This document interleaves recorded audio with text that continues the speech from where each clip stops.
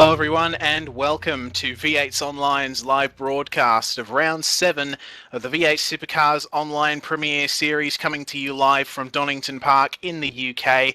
My name is Reese Gardner. I'll be introducing you to the broadcast for tonight with my good friend Clayton Brooks. How are you tonight, Brooksy? Good, thanks, Reese. Excited for this race at Donnington tonight. Should be a couple of sprint races, should be good. Yeah, definitely. Two 17-lap sprint races, one with a compulsory pit stop on a bucking, diving, flowing track such as Donnington. And to give you guys a little bit of context as to the venue that we're racing at tonight, I prepared another one of my fact file videos, so I hope you enjoy it. Good morning / afternoon / evening, everybody. My name is Reese Gardner, and this is my V8 Supercars Online Premiere Series fact file for Donnington Park. Smack dab in the middle of the island of Great Britain, there lies a historic sports venue that is steeped in legend. Donnington Park, running on and off since 1931, is the oldest operating racetrack in the UK and one of the oldest operating permanent circuits in Europe. It follows the lie of the land, flowing up and down through the rolling hills of the Midlands. Its 12-turn layout is both technical and natural at the same time, lends itself well to good racing, and is a favourite among many drivers and spectators. For a racetrack that's been around for so long, Donnington's history has been remarkably unstable and goes back further than most think. To see this circuit's origins, we need to go back before motor racing, before the automobile, even before the Industrial Revolution. Castle Donnington, the nearby town from which the track gets its name, was first mentioned in a royal survey in 1086, and the Deer Park at Donnington Hall, part of which is now the racetrack, may date back to 1102. The hall itself was built in 1790 and is a short distance north of the track. Where the circuit comes in is the carriage tracks that went through the Deer Park and connected the hall to the nearby farm. Have a look at this ordnance map from 1902. Notice anything familiar? Aha! What we can infer from this is that the route that would become Donnington Park, a sizable segment of it anyway, has existed for at the very least hundreds of years. This racetrack is ancient, more so than any other track we visit this season. Donnington Park's story really starts in 1931, when motorcycle racer Fred Craner obtained permission from Donnington Hall's owner to use the old carriage tracks for racing. This is the layout that was used. In 1933, Craner got permission to turn the ancient tracks into a permanent circuit, widening and sealing the road. In 1935, the layout was extended, and in 1937 was extended further, creating the definitive pre-war layout. The heyday of this era was the 1937 and 1938 Donnington Grands Prix, where Auto Union and Mercedes-Benz battled it out in the World Championship of the time. World War II put an end to racing activities around the world, and Donnington Park was no exception. The site was converted into a military vehicles depot, and after the war lay abandoned for the next 30 years as multiple attempts to revive it fell through. Racing eventually returned to Donnington Park in 1977, thanks to the efforts of car collector Tom Wheatcroft. Parts of the old circuit were rerouted, creating the layout that we know today as the National Circuit. In 1985, the Melbourne Loop was added, and Donnington became one of the UK's most celebrated circuits, culminating in hosting the legendary 1993 Formula 1 European Grand Prix, and regularly hosting other top British and European series. In another recent development, Donnington was set to host the Formula 1 British Grand Prix from 2010 onwards, taking over from Silverstone, and with Wheatcroft selling the track to a new holding company, a massive upgrade was planned. This is the layout that would have been built had the plans worked out, but after construction started, money ran out, and the track was once again put in jeopardy. Fortunately, we know this story has a happy ending. The venue was returned to the Wheatcroft family in late 2009, and the track was returned to a raceable state, though not without a modification to the foggy S's to make them a bit faster, and the loss of the circuit's iconic Dunlop Bridge. And so, we end up in the present day, with the circuit now available in iRacing and playing host to V8SCOPS. As proven last season, Donnington is a pretty good match for V8 Supercar racing, flowing and technical with enough straights for their legs and some nice overtaking spots. And with two 17-lap sprint races tonight, one with a compulsory pit stop, the action is sure to be even spicier. Join us tonight at V8's Online for Round 7 of the V8 Supercars Online Premier Series at Donnington Park. Donnington Park, Brooksy, a legendary track for some hopefully legendary racing tonight. Oh, it certainly is, mate. Congratulations on that video, mate. Awesome stuff. I love those videos you do. Yeah, it's steeped in history, isn't it? Oh yes, certainly. I was actually very surprised doing the research for that fact file, just how far back everything went. It's fascinating to think about that the route that these guys are traveling on was probably used to transport goods from the hall down to the farm 1,000 years ago. It's amazing where some racetracks have come from. Yeah, certainly. But of course, we've got some racing to look forward to tonight, and in order to get some context for that, we've got to look at the championship standings, don't we? Yeah, we certainly do. At the moment, we've got Madison Down leading the way on 1,732 points. Then Ian Ford second and Jared Philsell third. From third to fourth, there's only 3 points separating Philsell, Lee Day and Hampstead. So that's a hotly contested spot on the championship ladder at the moment. Yeah, definitely. I only just noticed that. That's quite the competition we've got going on there. Of course, Richard Hampstead in 5th place in the standings is our champion from last season, and after a couple of rounds that probably aren't up to his usual standard of speed, he'll be looking to improve and hopefully catch up to Down, Ford and Philsell. But of course, we can't discount Lee Day. He's been doing a fantastic job so far this season, and unfortunately, it seems that Richard Hampstead is not going to be here this season.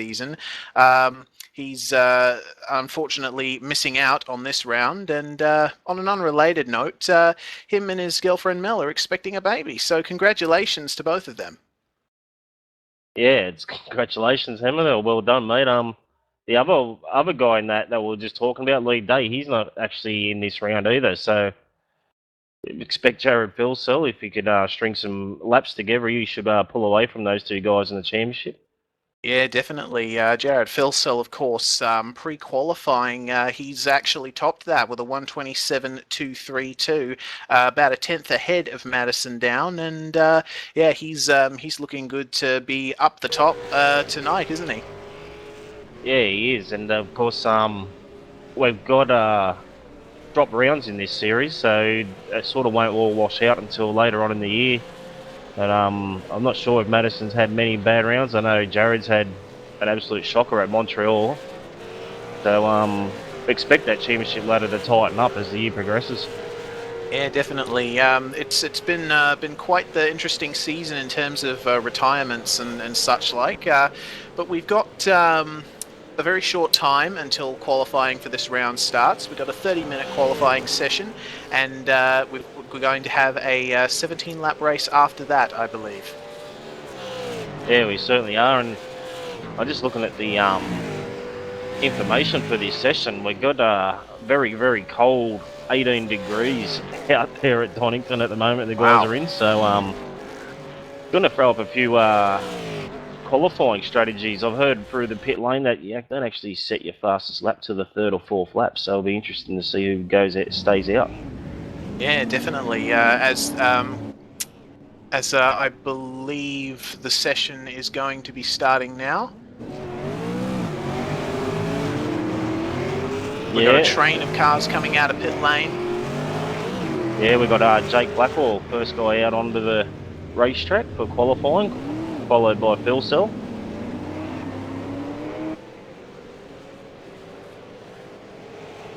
Seen quite a few new names in the top 10 this round that we haven't really seen before this season. We've got Michael Cracknell for SDC Motorsports.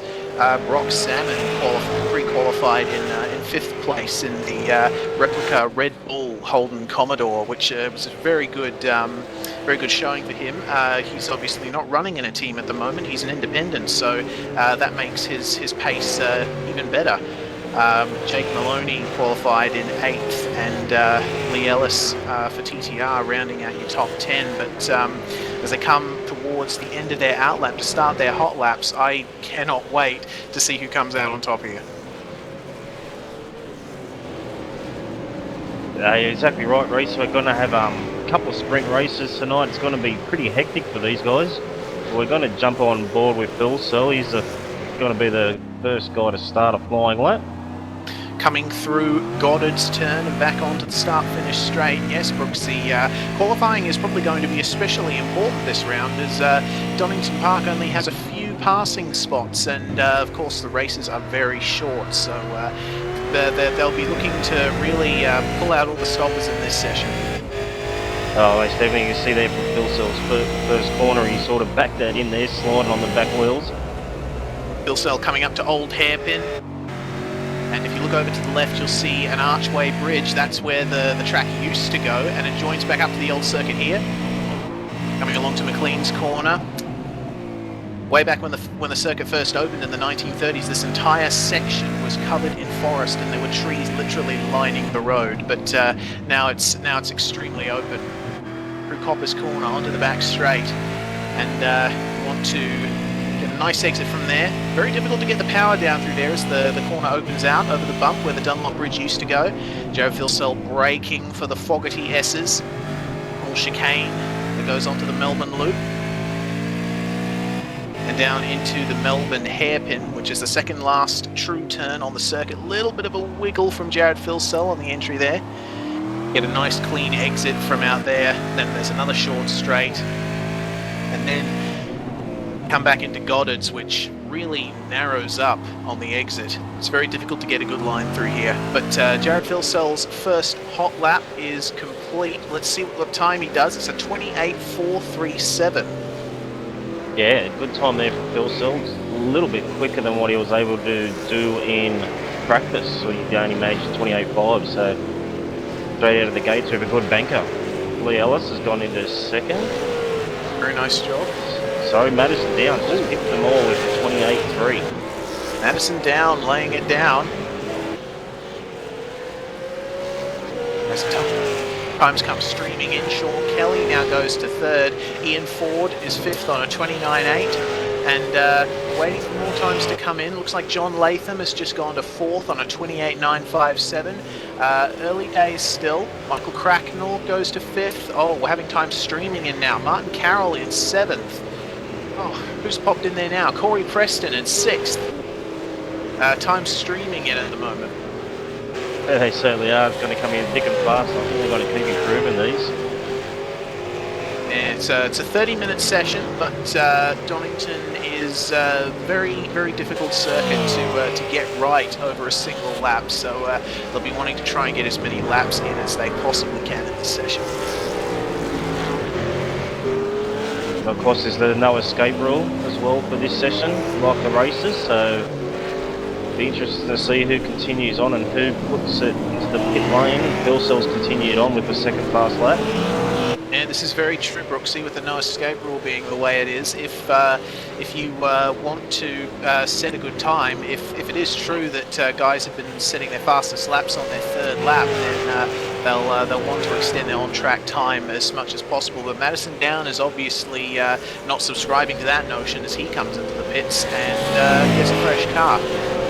Well, Phil Searle's second lap, he actually improved there, Reese. He's gone to a 28.310, but still not quite enough to hit Madison Down, but he did improve on his second fast lap. Very nice.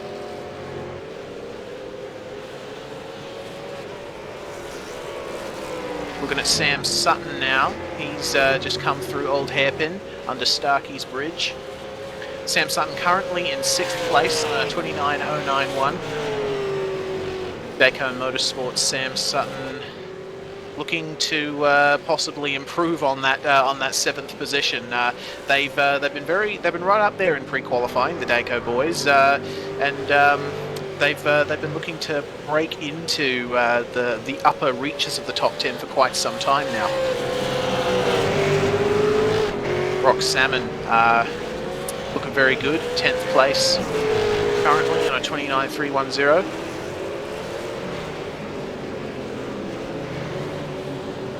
Out of the last corner and into the pits. He's doing very well, Brock, isn't he, at privateer? getting these times up there.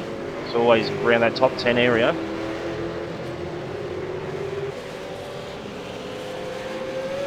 Jake Maloney's just gone to 6th place, 29.089. He's coming up to Fogarty S's now.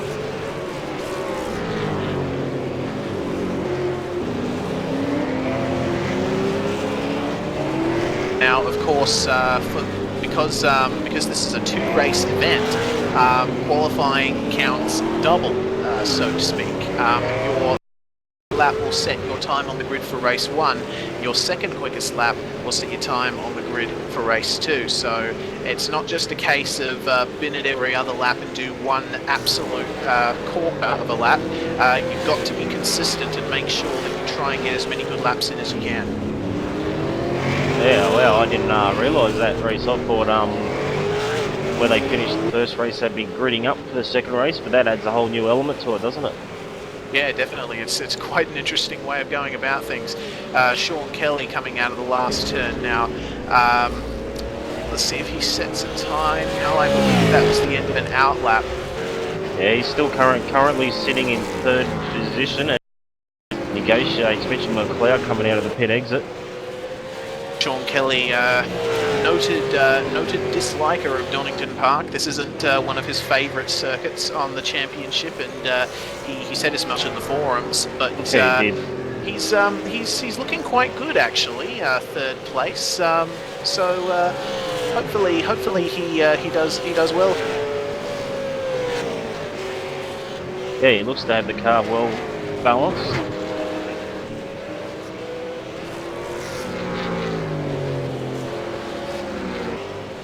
He heads down the back part of the track here, down into the chicane, which is a definite passing opportunity. Yeah, definitely. It's it also flows a lot better now.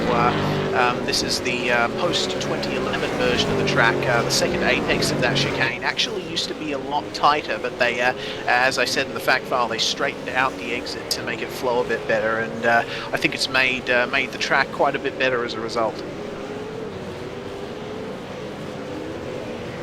He's coming up to the last corner now. His laps look pretty good here from Sean. Oh, he's run way wide there at the last corner on him. It's a little sideways, and yeah, he's been that lap and he's into the pits. Okay. Jared Filsell has just come out of Craner Curves and into old hairpin, roughly the halfway point of the lap. I do believe he's currently on a hot lap. We'll have to see how he does. Up pre-qualifying, he'll be expected to get first position in this session. Coming up over Coppice, the track sort of falls away as they come over the rise, so you've got to turn in a little early for that corner. Phil Sell's actually driving the car a little different this round. He's got a broken clutch, so he's had to modify his driving style slightly. Oh yeah, that's very true. I did hear quite a bit about how when he sent his pedals away to get repairs, the clutch pedal came back broken as he goes wide to let Madison down through. But yeah, am I right in assuming that Jared is usually a right foot braker, Brooksy? Yeah, mate. Yeah. Right, yeah, from so, what I understand, but he's got a button for a clutch tonight. So getting it off the line's not going to be the easiest thing for him. Yeah, standing starts in these V8 Supercar races. John Latham currently in 5th position. I do believe that he is improving on this lap. The car looks pretty hooked up, if I'm honest. Coming down into Melbourne hairpin in the TTL Pagnian Imports Ford Falcon, car number 37, rounding the Melbourne hairpin. Make sure you get a nice clean exit out of there. Up to Goddard's. A bit slow, but he comes out of the final turn and over the start-finish line, and that is the beginning of a hot lap once again. I've noticed a lot of the guys struggling to get the grip down coming out of the last corner. Yeah, Goddard's is one of those turns that's a lot trickier than it looks on paper. As I said, it really narrows up to car widths.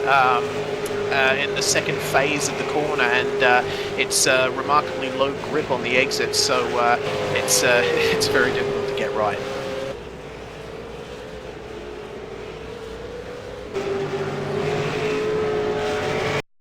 We're having a look at Cracknell, currently on a 29 flat. Looks like he's on a fast lap here, Reese.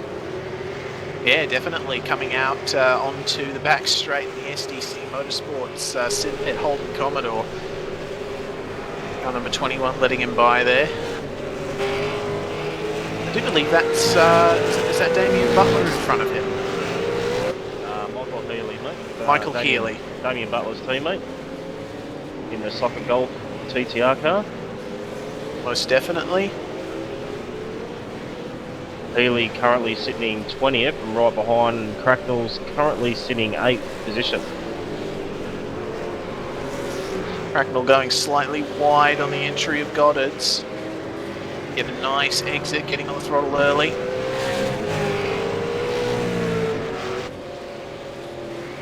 Doesn't improve his time there.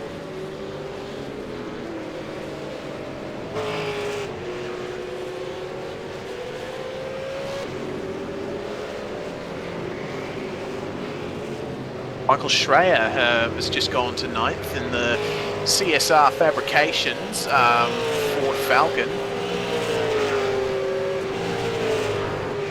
New sponsor there for Synergy Sim Racing that they've been really hyping up over the last couple of days. Good to see them getting a new sponsor.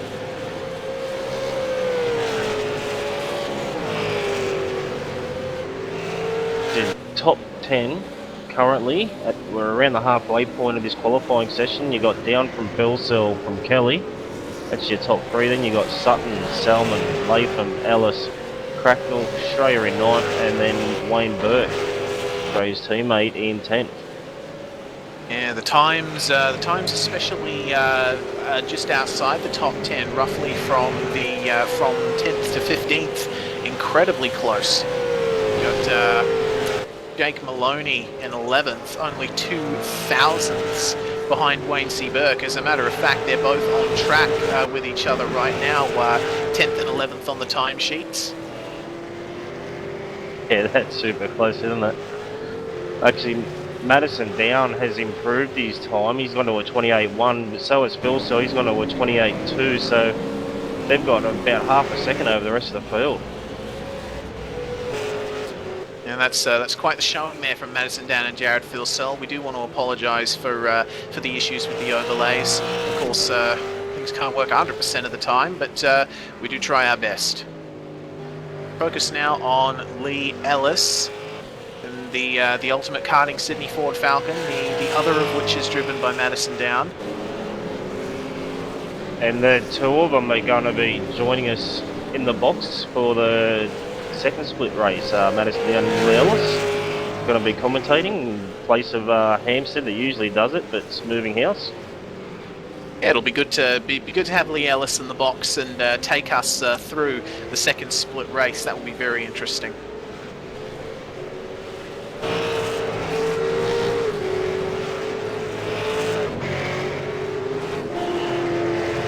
Down in 13th at the moment, we've got Tony Aldridge in the blue TTR Ford Falcon. Recently, we held the Oceanic Sim Racing Race of Champions for Kids with Cancer Foundation, and Tony Aldridge was the eventual champion of that 294 race event. So, massive congratulations to him, and very good showing from him in this very competitive field. Yeah, well, we're just touching on Lee Ellis. 28.6 now, he's gone up in the 3rd spot in front of Ian Ford, who's done a 28.6. That's dropped Sean Kelly back into 5th position. As Sean Kelly, I believe, has just come back out of the pits to once again try and better that time. Of course, he's Tony Aldridge's teammate in the blue TTR Holden Commodore.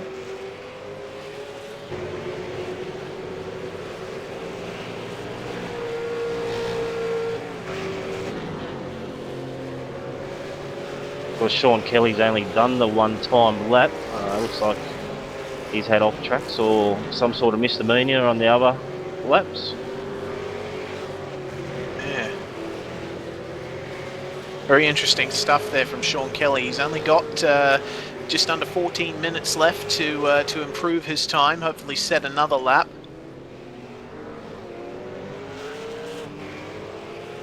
Just had a bit of a tank slapper coming onto the back straight there, Kelly.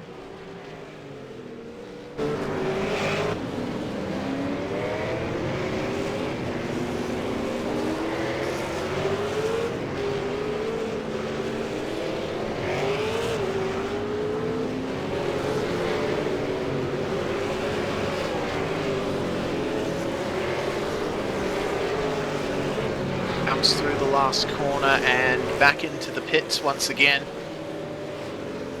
Kelly really not liking it out there in this session.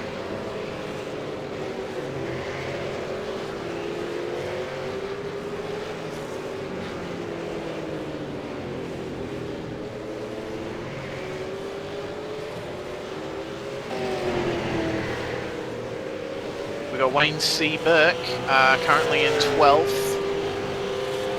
He's coming round at the moment.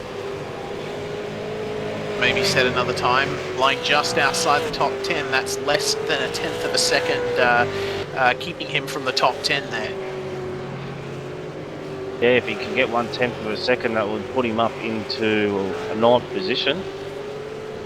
Very close from, very, very close. Pretty much from position 3 down to the 10.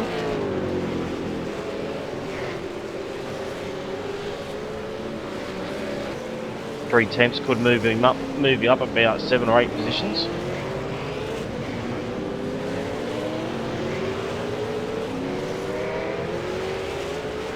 We'll have to see how he does as he once again comes through the last section of the track. Making a nice tight line through Goddard's. Running out over the exit curb, onto the start-finish straight, staying right. He improves to a 28.8 and that puts him in 7th. Very nice job there from Wayne Burke. Yeah, he slots in between Sam Sutton and Brock Selman there.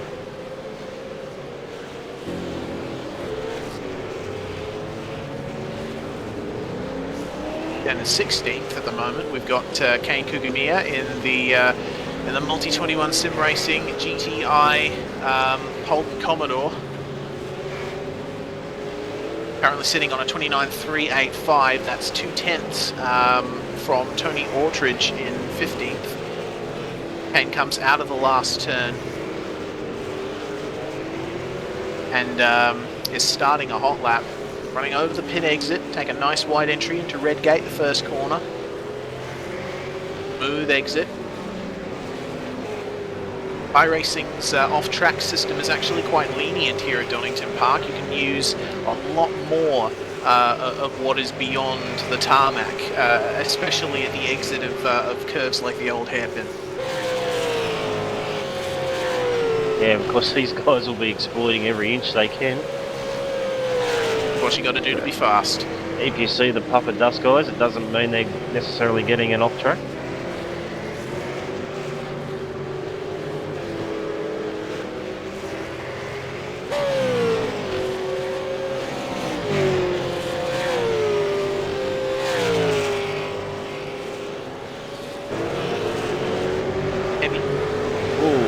Watching in the Todd Parks had a massive spin out on the back straight.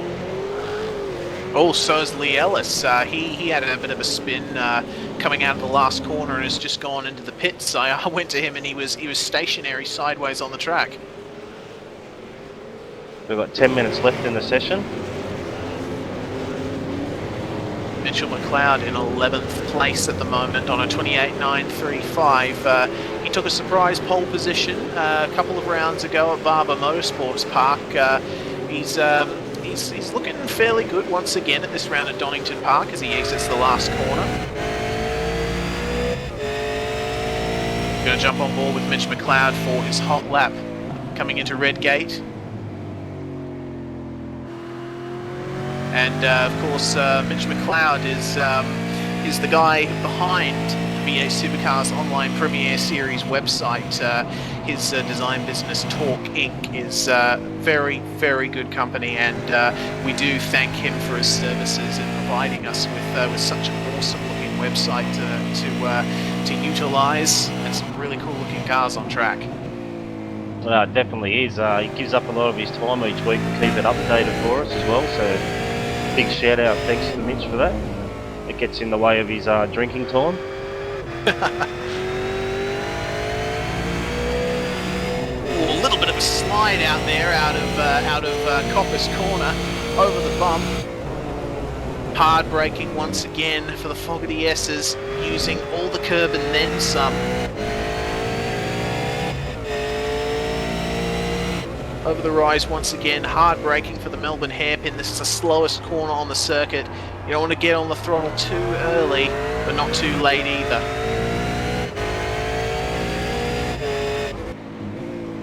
And a wild Lee Ellis appears in front of him. Mitch McLeod going through Goddard's. He's extremely close to Ellis here. I'm not sure if Ellis was on a fast lap or not. But Mitch McLeod does a fast lap. He's done 28.709, and he goes up to 6th place. Yeah, I'm not sure if Lee Ellis saw him coming there, because his was an outlet. That talking car blends in too well with the background, evidently. Must. That little camouflage paint job might need to be changed. We've got another change up near the top. Sean Kelly's jumped up into 3rd position. Yep, Sean Kelly has managed to do another out of the one he's done so far in this session. Sam Sutton down in 7th on 28.748. He's come through McLean's corner right now. And he brakes to let a couple of cars by, evidently. Yeah, just having a look at the times there. Sam Sutton's 28.891 and then a 28.890.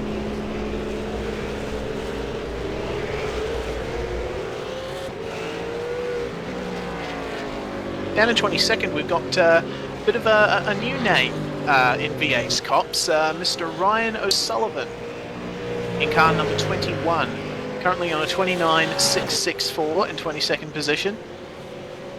Yeah, he's driving the his Rural Fencing Commodore. The team's been around a while, but we haven't seen a lot of them in the V8SCOPS. Oh, it's good to finally see them here, and hopefully they do well.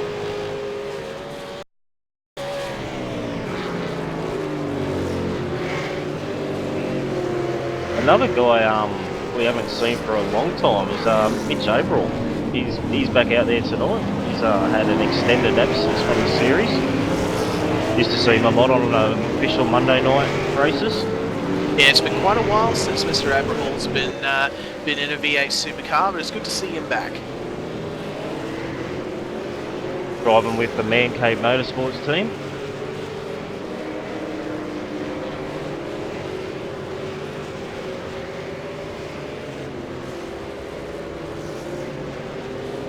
Just having a look, it's very difficult to get out of pit lane here.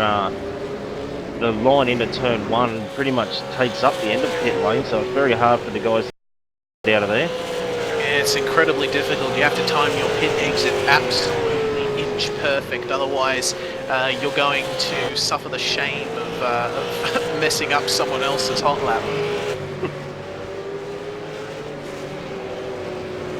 Focusing now on Madison Down, currently P1 on the 128.121. He's going down the back straight now. Michael Healy in front of him, Sam Sutton behind him, on track at least.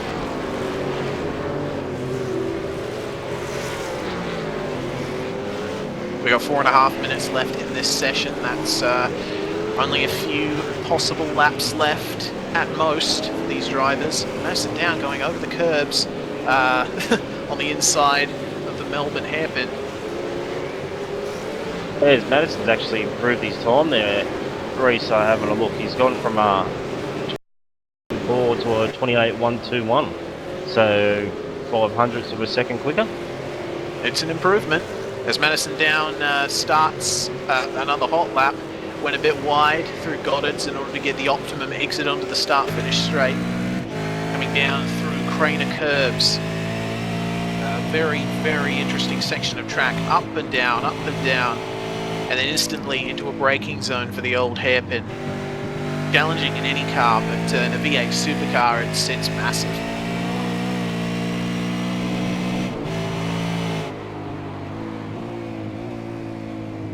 Madison looking quite smooth on this lap so far.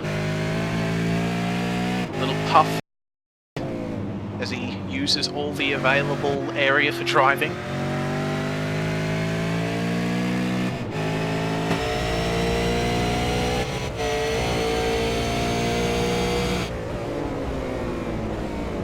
Trying to get as wide an entry into the Fogarty S's. All over the curb once again. I think he Looked touched to be a bit of the very grass smooth there. lap.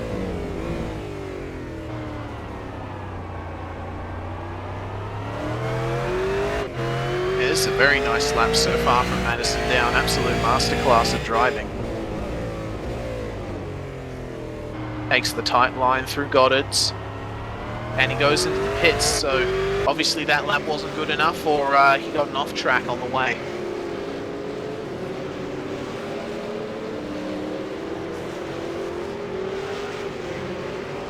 And Sean Kelly has just demonstrated why the pit lane exit is so difficult here at Donnington Park. He had to take to the dirt in order to let some people through. This will be his last chance at improving on his third position here at his absolute most favourite track in the world, Donnington Park. Martin Carroll has got a blown engine. He's stuck out on track, asking permission to escape back to the pits. Martin Carroll for SDC Motorsports. He's been told he's not allowed to enter the track again, so 29.191 will be the fastest time Martin Carroll can post. Puts him in 16th position. As Corey Preston comes in with a very bent up Ford Falcon.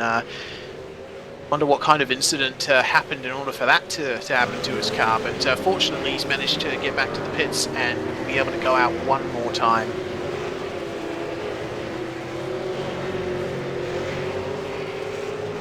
Jared Filsell out on track. Looks to be going roughly sedate sort of pace. Gearing up for another hot lap as we just go over a minute to go in this session. It's all going to be on now. We've got a bunch of cars out on track, all of them looking to improve on their current times.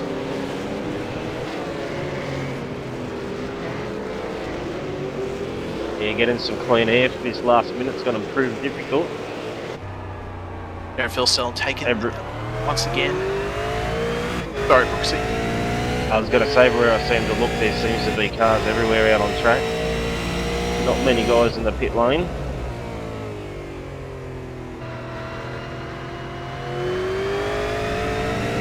Filsell taking a nice smooth line through Redgate and through Craner Curves. Car can break away very easily here. Listen to the throttle, just a slight lift. A little bit of a short shift out of the old hairpin. The car can go very loose there as well, going over the curb.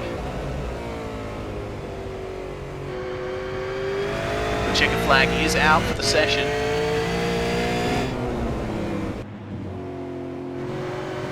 Nice smooth throttle application from Jared Filsell as he comes out of Coppice.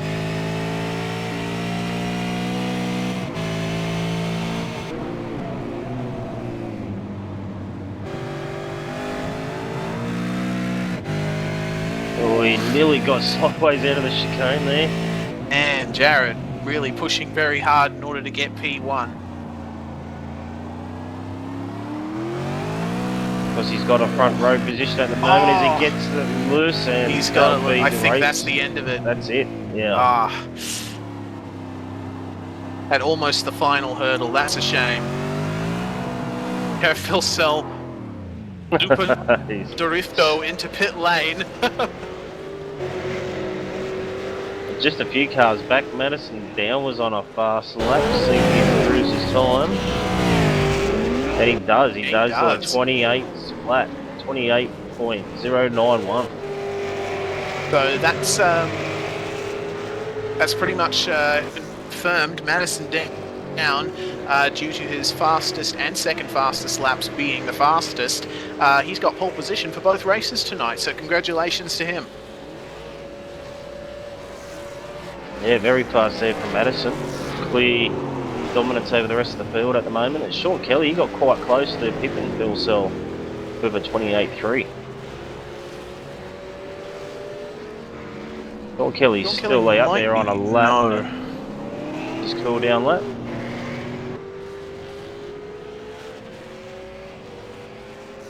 All right, so it's qualifying done for tonight. Fastest times of the night for race 1. Madison Down is your pole position on a 28.091. Jared Philsell second. Sean Kelly, for not liking Donnington Park, he's done incredibly well in this session, third on a 28.392. Lee Ellis is fourth on a 28.607. Ian Ford fifth. Sixth is Sam Sutton. Seventh is Mitch McLeod. 8th is Wayne Burke. 9th, Brock Salmon, the privateer, taking it to the teams. And John Latham for TTL rounding out your top 10. Yeah, and in 11th, Corey Preston. Michael Cracknell got 12th. Jake Maloney, 13th. Drago got 14th. 15th went to Tony Autridge. 16th, Martin Carroll. Kane Cookie Maya in 17th. Kurt Stenberg, 18th. Sean Evans, 19th. And Michael Healy, 20th.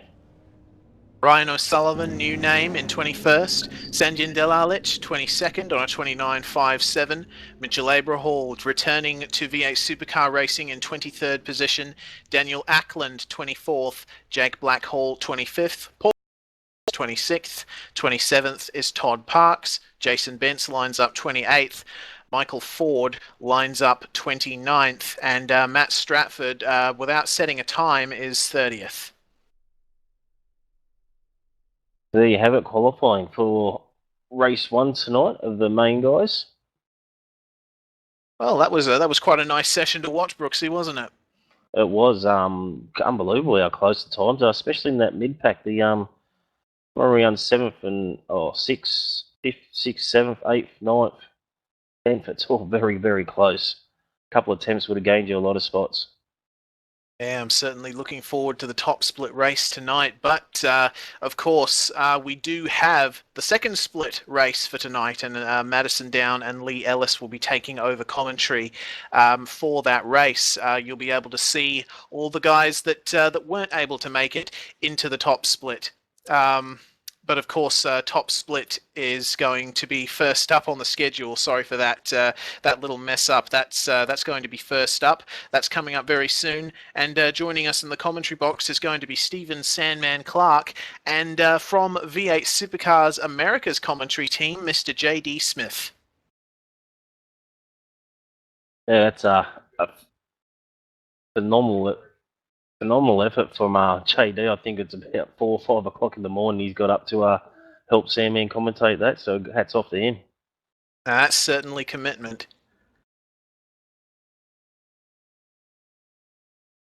All right, well, we are going to go on a little bit of a break before the start of the first race for the first split. We'll be back very soon.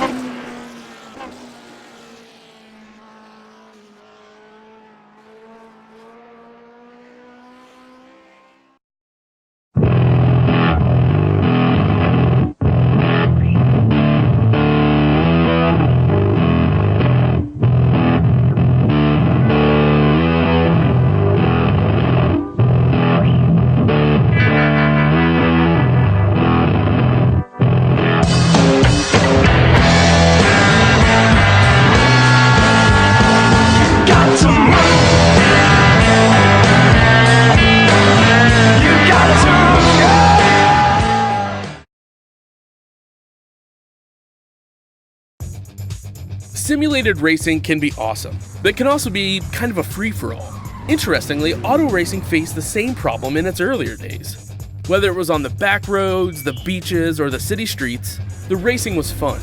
But there was always a certain level of chaos and danger, until some folks came along and put some order to all of this. Stuff like official racetracks, regulations about weight and equipment, and enforcement of standards. That's what gave us high-speed excitement, fast-paced action, and photo finishes. That's when racing became racing. The guys over at iRacing.com have made the same transformation in the world of sim racing. Sure, they've got the most accurate tracks and realistic cars out there, but that's just the start. See, iRacing analyzes the performance and results of each driver in every race, so you can be sure you're always placed in races where the competition will be tight, and that those reckless drivers who ruin it for us all are kept in the pits. Not to mention that with over 45,000 active members already in their vast community, you can find races day and night, so you can always get in on the action. You can even join a league of your favorite series. And since updates are always automatic, you don't have to worry about software and can focus on the track. Zip up your fire suit and check out iRacing.com.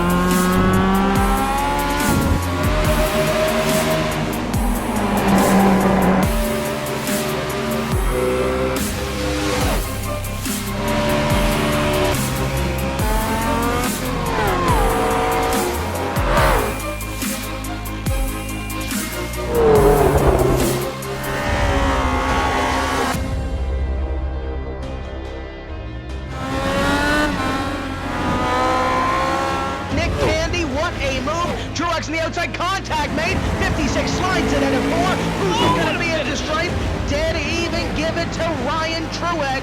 Truex is your winner over Tandy.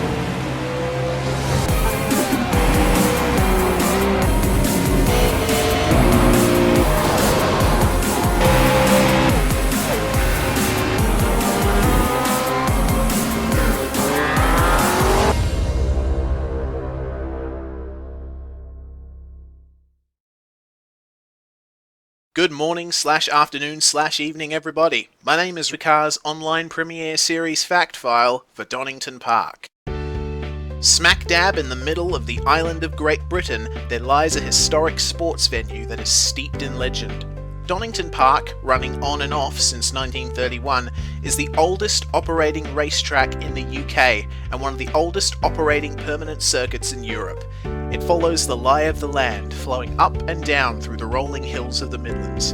Its 12-turn layout is both technical and natural at the same time, lends itself well to good racing, and is a favourite among many drivers and spectators.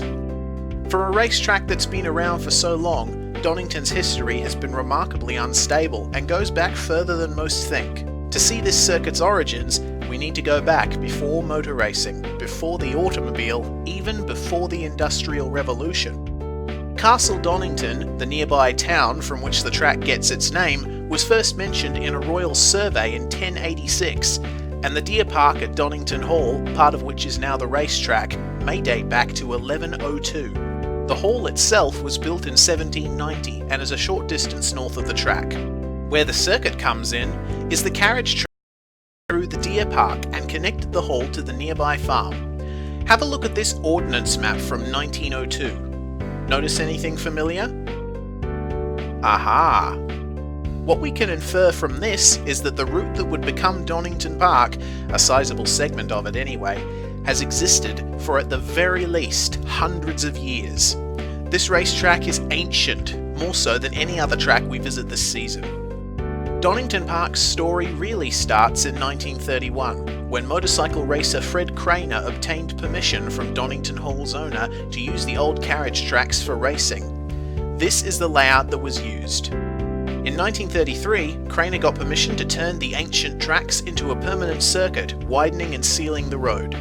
In 1935, the layout was extended, and in 1937 was extended further, creating the definitive pre-war layout. The heyday of this era was the 1937 and 1938 Donnington Grand Prix, where Auto Union and Mercedes-Benz battled it out in the World Championship of the time. Put an end to racing activities around the world, and Donnington Park was no exception. The site, and after the war ended, lay abandoned for the next 30 years as multiple attempts to revive it fell through. Racing eventually returned to Donnington Park in 1977, thanks to the efforts of car collector Tom Wheatcroft. Parts of the old circuit were rerouted, creating the layout that we know today as the National Circuit. In 1985, the Melbourne Loop was added, and Donnington became one of the UK's most celebrated circuits, culminating in hosting the legendary 1993 Formula 1 European Grand Prix, and regularly hosting other top British and European series. In another recent development, Donnington was set to host the Formula 1 British Grand Prix from 2010 onwards, taking over from Silverstone, and with Wheatcroft selling the track to a new holding company, a massive upgrade was planned for the track. This is the layout that would have been built had the plans worked out, but after construction started, money ran out, and the track was once again put in jeopardy. Fortunately, we know this story has a happy ending. The venue was returned to the Wheatcroft family in late 2009, and the track was returned to a raceable state, though not without a modification to the foggy S's to make them a bit faster, and the loss of the circuit's iconic Dunlop Bridge. And so, we end up in the present day, with the circuit now available in iRacing and playing host to V8SCOPS. As proven last season, Donnington is a pretty good match for V8 Supercar racing, flowing and technical with enough straights for the cars to stretch their legs and some nice overtaking spots. And with two 17-lap sprint races tonight, one with a compulsory pit stop, the action is sure to be even spicier. Join us tonight at V8's Online for Round 7 of the V8 Supercars Online Premier Series at Donnington Park.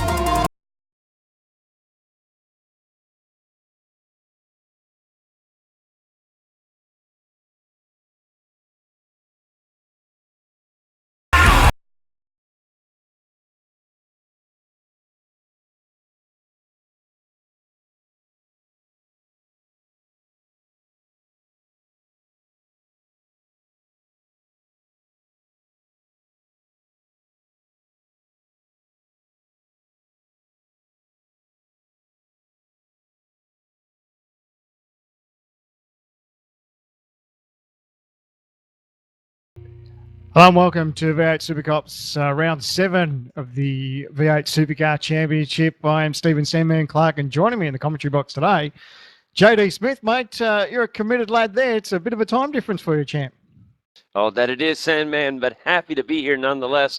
Got a lot of great racing. It's all the reason to get up and get ready for some incredible action. And good to be here with you as well, buddy. And good to hear your voice. And we're going to have some good fun calling this race here today. I think it's going to be quite a pleasure for everyone watching. Yeah, we've already seen a sensational qualifying grid. And of course, things have been mixed up a little bit this week because we've got the sprint round. So that makes up two 17-lap races. And then, of course, we see one 17-lap race, and then we go to the second split and then come back for race 2. So something a little bit different, but no doubt I think it'll be a crowd pleaser. I do too. It's going to be fun to see Donnington, a track that always provides good racing in these cars. So I'm really looking forward to seeing what the field's going to be here. Like you said, it's the 7th round here. Lots of things can happen. Guys can focus and get a good result. It's going to be fun to see who gets where and how quickly they do so. With 17 laps, you got to get moving quickly.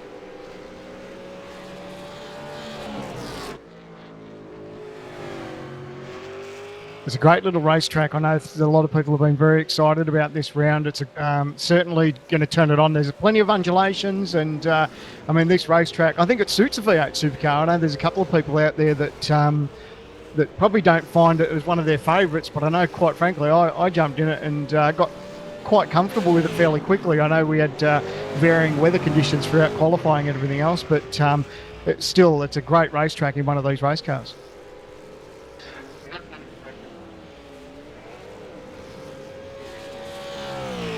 Yeah, it is. It's a great track, and to be honest with you, I'm really looking forward to seeing how these guys attack this 17-lap race. There's several different ways you can go about it, but a great qualifying session for those that just got through watching, and I'm real excited just to see kind of how the flow of this race is going to go. I haven't seen a race at Donington in quite a while, so really looking forward to what we're going to see here today.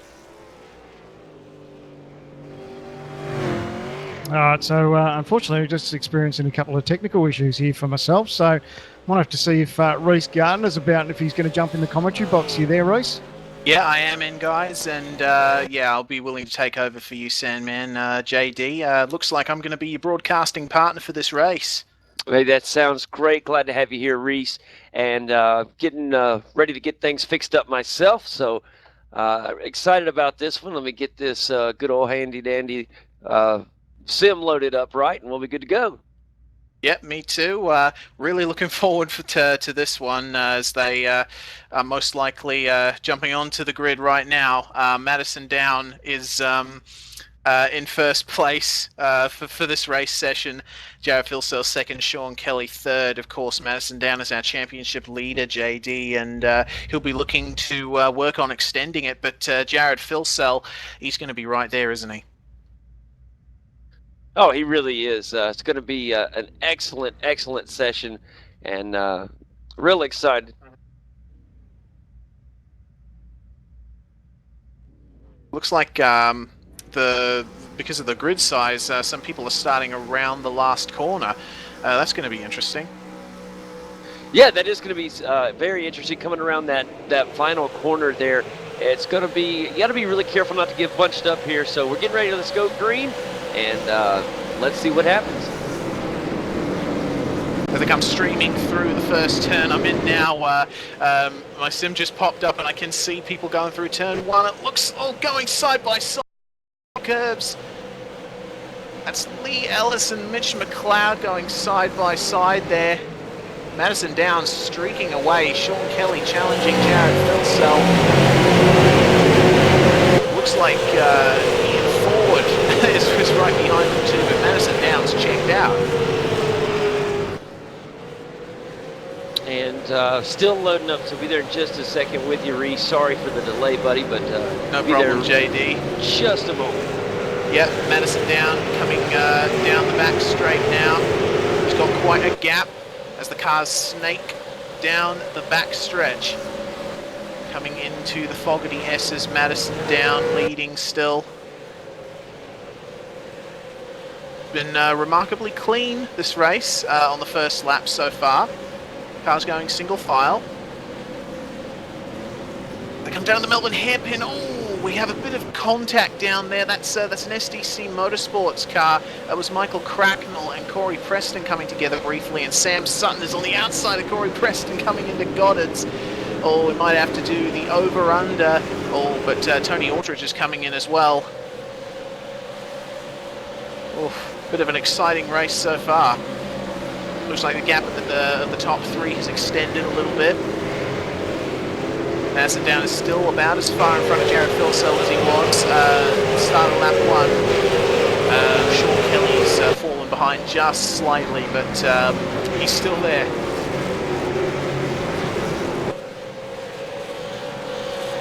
Cars are now single file and relatively spread out as they go through the oldest part of the circuit.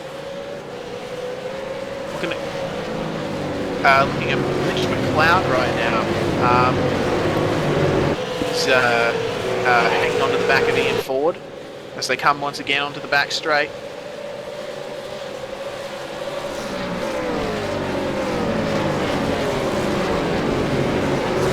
Closing up under brakes just a little bit. Oh, we've got just behind Mitch McLeod. Is that's Wayne Burke? He must have gotten the slowdown. He's letting a whole train of cars by. This is going to be very tight. My goodness. Looks like Wayne's still clearing that slowdown as a bunch of cars are let by. Unfortunately, that's a shame for Wayne Burke. But and just behind him once again.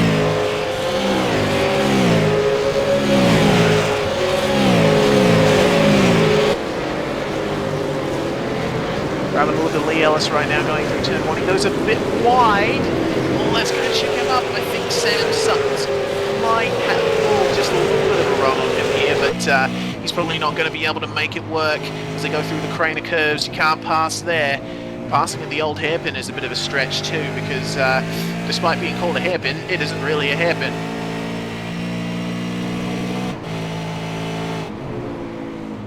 Lee Ellis falling away from Mitch McLeod, who is still hounding the back of Ian Ford as they come up to Coppice.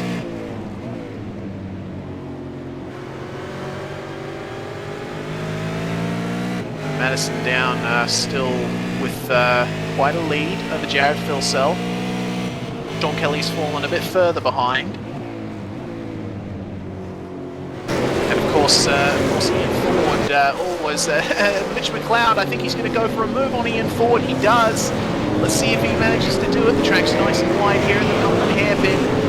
Ian Ford is not able to try and come back on Mitch McLeod, and he might start falling into the falling back into the clutches of the Ellis train forming behind him. It was a nice move, mate, wasn't it? I've got all technical issues sorted now, so sorry to leave you in the lurch there, champ. Brilliant stuff, Sam, man. No problem at all. That was quite a fun first few laps to commentate on. Nice move there by Mitch McLeod up the inside two at the hairpin. It can be quite tricky because you want to carry that speed in there, and it's so easy to lock it up and get the car sideways, but nice move, and now he's actually starting to pull a little bit of a margin there over Ford. Yeah, definitely. I think Ian Ford might have just been Mitch McLeod's last sort of hurdle, as Lee Ellis and Sam Sutton are continuing to battle behind them.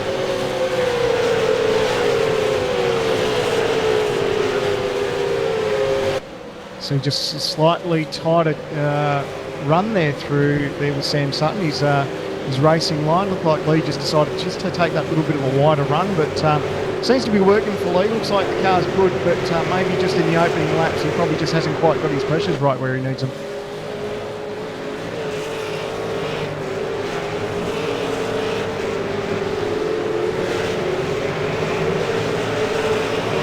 Good stuff through the chicane. I love that action through there. That's so good to see how these cars react, bouncing off through the curves.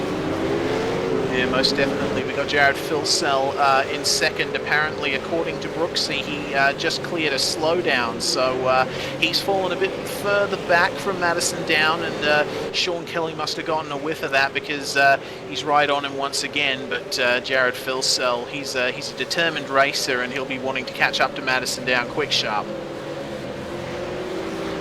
Tell you what, one of the new additions I do love with the update with iRacing, of course, is when you get that slowdown penalty, it does give you the time difference that you just have to make up, so you don't really have to jump straight on the brakes. You can just easily ease out of the throttle and just watch that time, and then as soon as you get near or nearabouts, you can get straight back into it. So it's probably a lot easier to serve one of those slowdown penalties now that with the new update.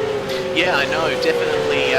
From my perspective as a driver, it's been a very good addition to iRacing because it still punishes you, but you're able to lose the minimum amount of time possible.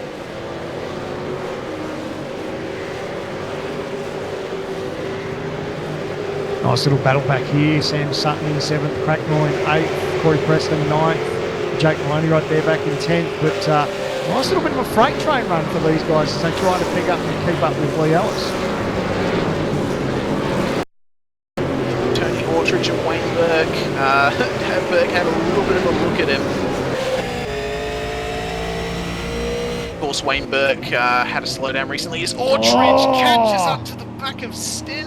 Is that Jake Maloney, I believe? How do you want to be a front splitter on one of these race cars? That looked like that was going to get awfully close. Oh, goodness me. This my heart can't take this, Sandman. Early days, mate. It's only lap 5. Hang in there. Yeah, we got 17 laps in this race. That's 5 down, 12 to go. As Wayne Burke is catching up to the back of Aldridge, and he's going to try and move here. Oh, can he get the job done? They've both got to get on the throttle. It's easy to get the car sideways, but looks like Burke might be able to get it. He's got the inside run here. Aldridge is going to have the awkward part on the outside, but of course it works back into his favour again. He holds on. Nice work there from Aldridge. Nice side-by-side running there through the Craner curves. Awesome stuff as they come out of the old hairpin. Burke's going to have to try again next lap. great part of the racetrack too, because you think you got the driver beat, but of course the way the racetrack turns, it sort of favours the guy on the outside again. So it's a really good battle there between those two. Not as you said. Not bad for a piece of racetrack that used to be a carriage track.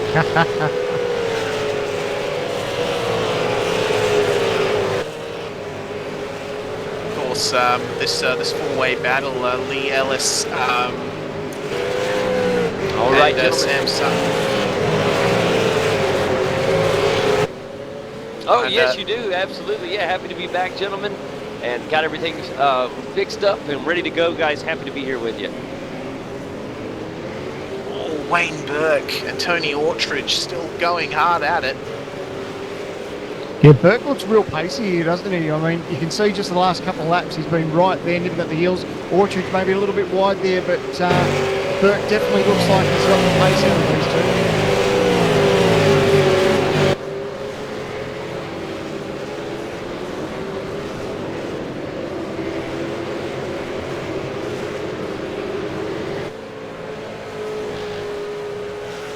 Go up front, it's Madison down. Got a healthy little margin there at the moment. 2.9 seconds over second place Jared Filsell. Looks like Jared's last time round at 28.8 compared to Down's 28.5. So Down really happy at the moment with his car. 3/10 in his pocket last time round, but Filsell won't give up that easy. Although it looks like he's got another slowdown penalty actually. He's going to give up a position there. So Mitch McLeod right on his heels and Sean Kelly gets past him. Oh, a tough mistake, boys. Very tough. It's one of those things in that part of the racetrack. It is easy to do because you want to grab as much curb as you can entering that corner just so it tidies up your apex. But of course, we've just seen then if you get a little bit too greasy, it does bite you in the butt. Yeah, that it does, and we'll see how he bounces back from that. Close moment there for Mitch McLeod under brakes. Looked like he was going to maybe tap the back there, Jared, but pulled it up nicely.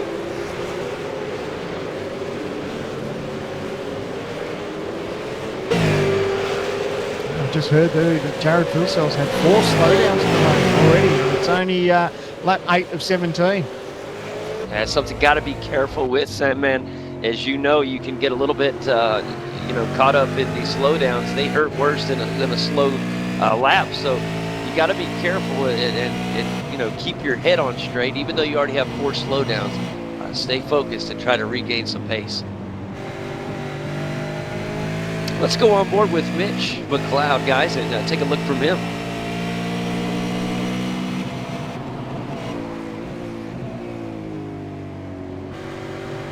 I do love seeing these onboard cameras just to get a feel of where these guys position their car. And for everyone who's learning to race these cars too, they're not the easiest things to drive, but if you can go on board with these guys every now and then, just see where their braking markers are and where they position the race car. It is a handy tool just to observe and see how these guys do it.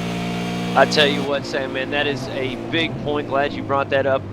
When I started on the sim, couldn't figure out how to drive these things. I said, boy, those Aussie boys have really got some skill. I couldn't even get the car to go around a lap without spinning out. And really watching some of these guys on these big series like this, watching some onboard footage really helps. Checking those braking markers, hear how they ease onto the throttle instead of just gunning it out like they do over here on the western side of the world. But I tell you what, really, really impressive. What these guys do is amazing. And we got an incredible race underway.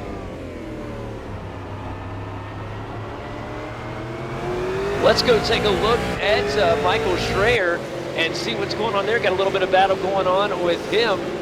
And Michael Schreier, Marty Carroll going at it. That is currently the battle for 13th place, guys. An incredible battle is at hand. Michael Schreier currently ahead of Marty. And then Marty continues to try to get around. It's a little bit tight there, Sam, man. No room for Marty to get around.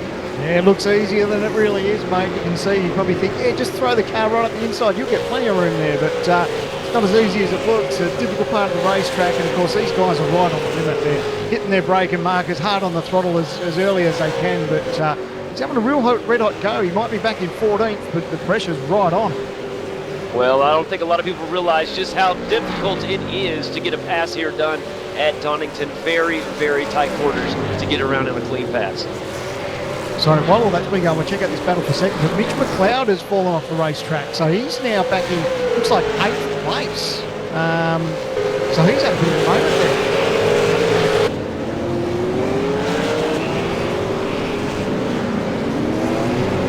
These two going at it. Fun battle on our hands. And this is a big battle up in the podium spots. Because Philsell looks like he got decent speed there in the Commodore. He knows that he's actually given away some pace there. Of course, we spoke about the cut track penalties and the slowdown penalties, but looks like he's definitely got some pace here. He's really starting to pull in the back of there at Kelly. Boy, it really is. Got a good track, a good pack of cars. When you look all the way from Michael Cracknell up in the 7th position, all the way back really to Michael Schreier, and then followed by Marty Carroll. I guess you could include him too as well. Really a good pack of cars here. Lots of opportunity here for good position changes here. Wayne Bork, he's got a good task on his hand as he's holding off Michael Schreier. Michael Schreier left, or I apologize, that's Wayne Bork trying to catch Tony Ottridge in the TTR car. And then, of course, ahead of him, Jake Maloney does a good job up in 10. Go back to this button. You've got Sutton here on Ellis. Look at him. He's looking around the outside. Ellis has got to be careful. Oh, how close do you want it? Cutting him off. You want to be careful because the last thing you want to do is make contact into that braking zone. I think Ellis was very, very lucky that Sam Sutton gave him some racing room. Sam Sutton, one of the cleanest drivers I know, and just an incredibly close there.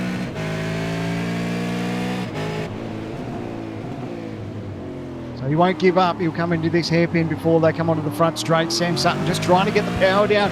Maybe Ellis isn't quite happy with that Commodore, but Sam Sutton definitely got the pace here at the moment. And man, I'm just thinking about that close call between those two. That could have got ugly.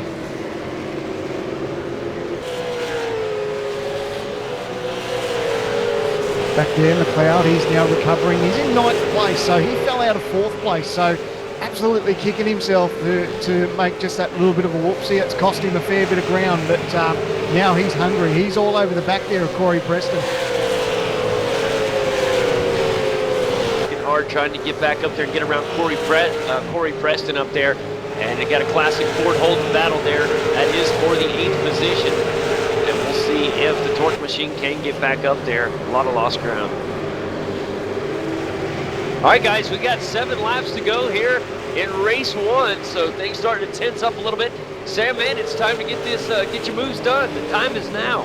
You're not wrong, mate. They know the time's clicking along. They know they can't afford to make any mistakes. Sam Sutton up here looks like he's trying to make a move on Ellis. He had a nice run through the chicane. He'll look up the inside, hard on the brakes. Oh, Ellis just shuts the door on him.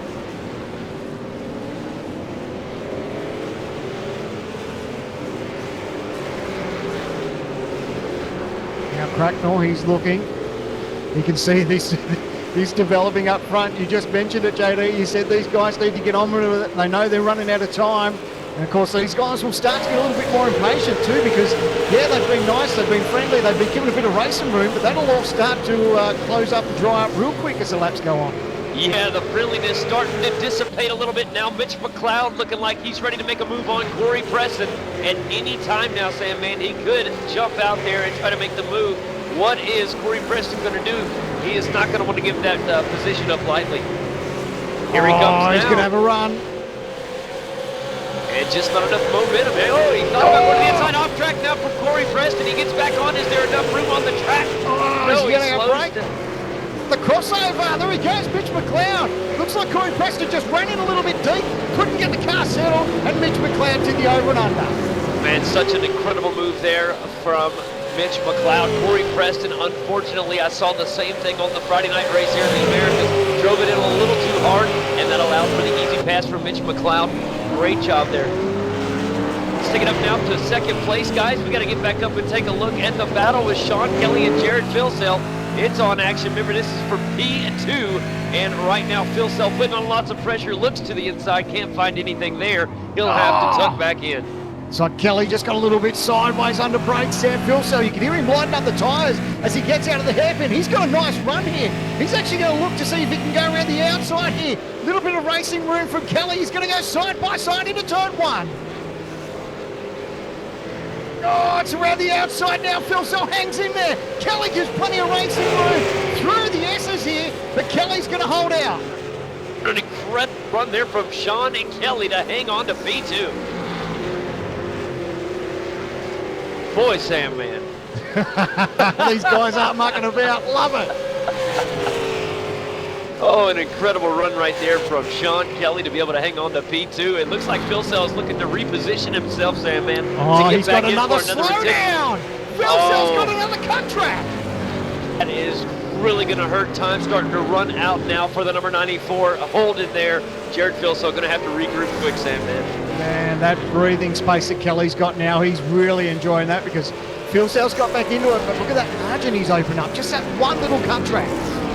All right, let's take a look at Tony Ottridge now, looking to the inside of Mitch McLeod. He's going to take a look down here into the inside of the turn. A left-hander, not enough. Could it be? As they head down into the chicane, into the king, he's got it. And what a job. Now as they're bunching up, Sam, man.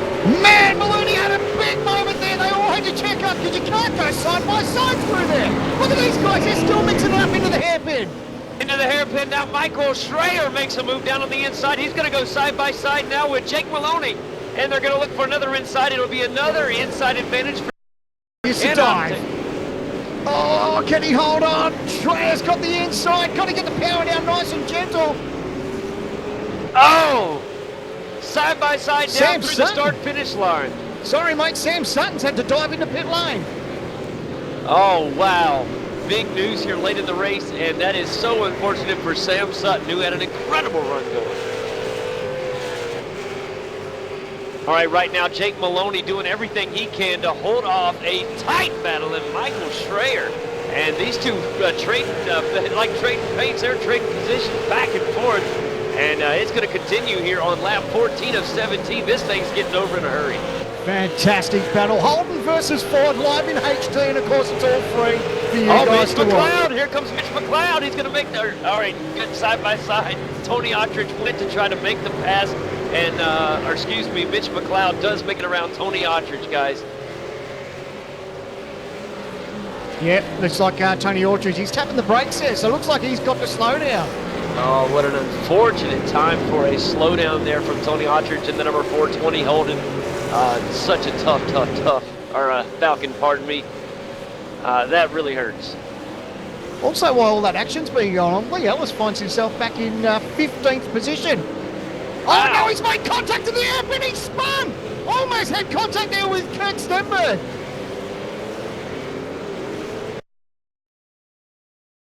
We'll try and get a replay there for that drama in the hairpin.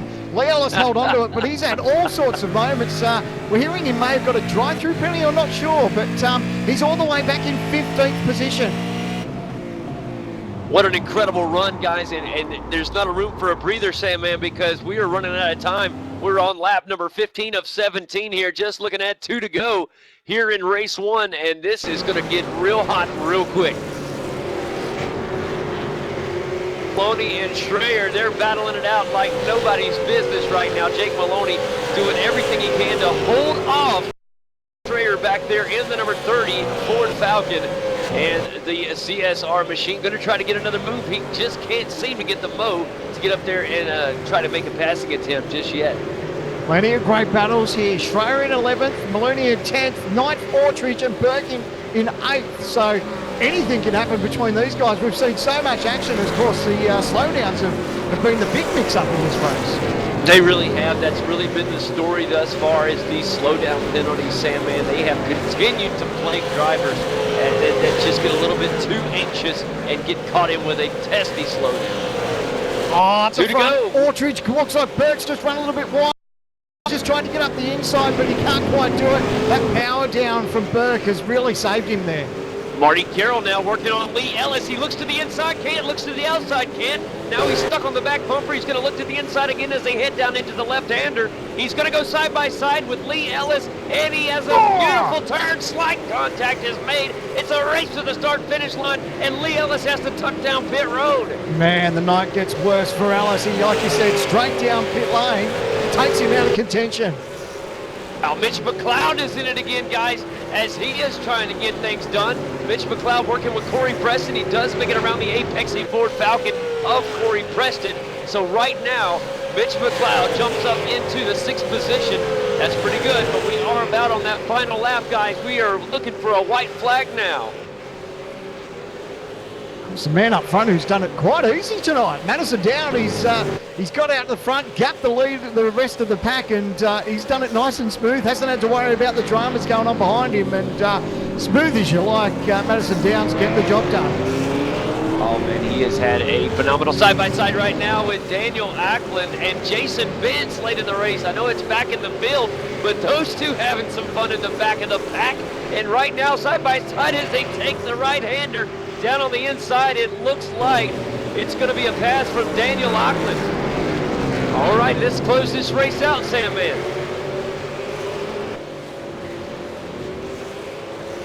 Last lap, let's take a look. Jared Philsell and Sean Kelly looks like he's trying to get the power down a little bit. Wobbly there on exit. Philsell hasn't given up. He knows this is his last chance. There, Sandman. I didn't realize the mic had cut off. I'm sitting here dancing around. What an incredible battle on our hands. Jared Philsell's got one more shot to get this thing done, Sandman, on the final lap. Now, of course, it's been treacherous through here. He's got a couple of cut tracks right through this section. Car's nice and smooth. Kelly's car's really moving around.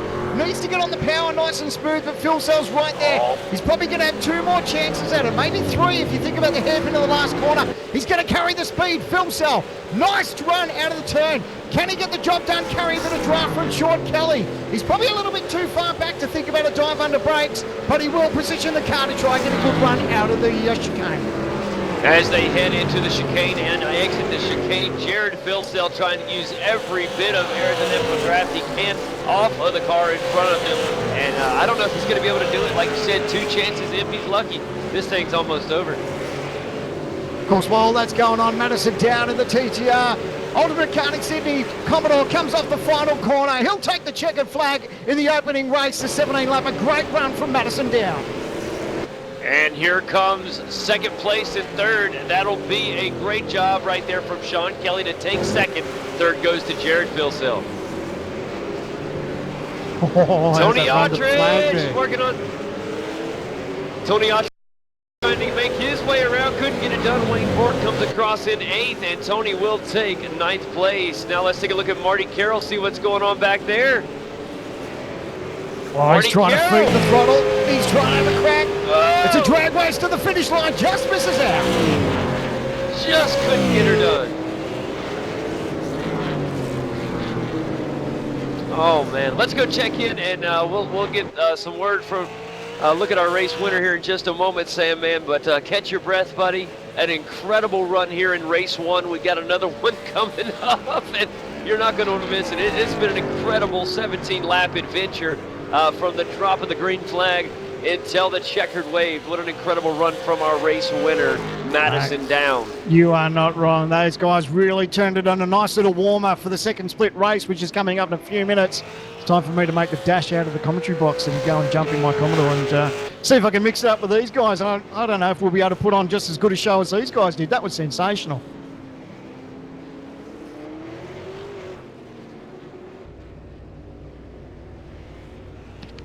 Oh, Reese, mate, what an incredible race, mate. I might hand the reins over to you and you can close this thing out, and it's time for me to jump in the old fire suit and see if I can have just as much fun as these guys did in race 1.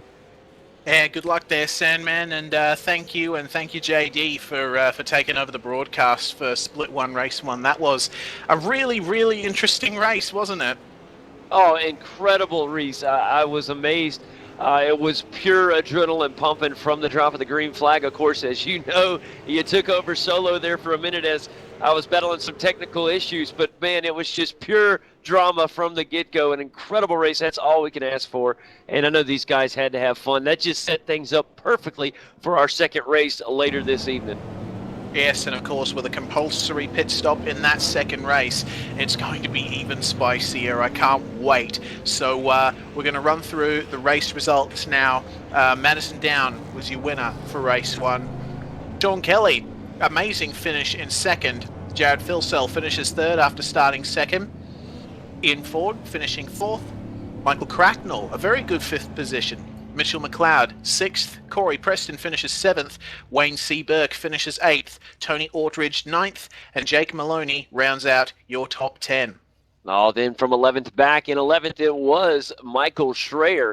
Then it was the number 21 Ryan O'Sullivan who took 12th place. 13 went to Kurt Stenberg.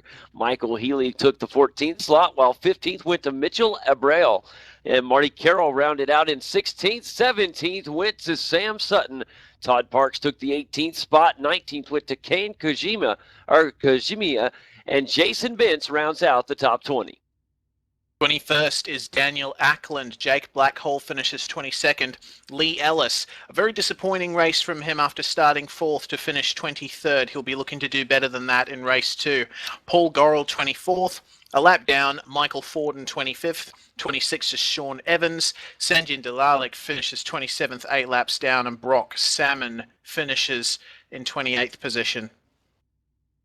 Well, Brooksy, introducing you back into the broadcast. Wow, that was an incredible. It had a bit of everything, didn't it? There was very close racing throughout the field, but slowdowns, accidents, upset a few guys, but that's what it's all about.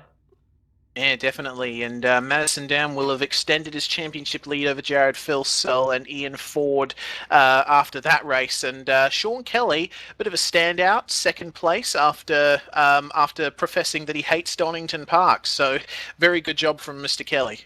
Yeah, it's not a bad turnaround from Sean. He had pretty good speed there as well. He was easily able to run in that top 3. Yeah, for someone that doesn't like the track, I'd hate to see what he gets when he gets on a track that he likes. He'll blitz it. Yeah, definitely. In the lower reaches of the top 10, we've got a few guys who started outside it. Very good jobs from Michael Cracknell and Tony Aldridge and Jake Maloney there, and also to Corey Preston finishing 7th after starting 10th. I guess that's a testament to how action-packed the race was that those guys were able to move forward like they did. Yeah, certainly. Cracknell moving up 6 positions in that top 10. That's pretty outstanding considering the caliber of the guys he was racing. So well done to him.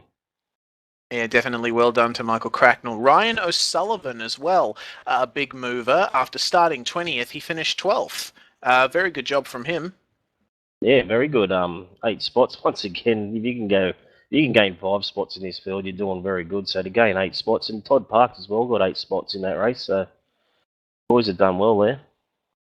Yes, a very good first race, and can't wait for the second one. But first up, of course, we do have the second split qualifying and race. So you'll be able to see the guys that weren't able to get into this top split, and taking you through that race is going to be Madison Down and Lee Ellis, the 2 TTR teammates. Myself and Brooksy are going to go on a break, and we'll come back with Madison Down and Lee Ellis.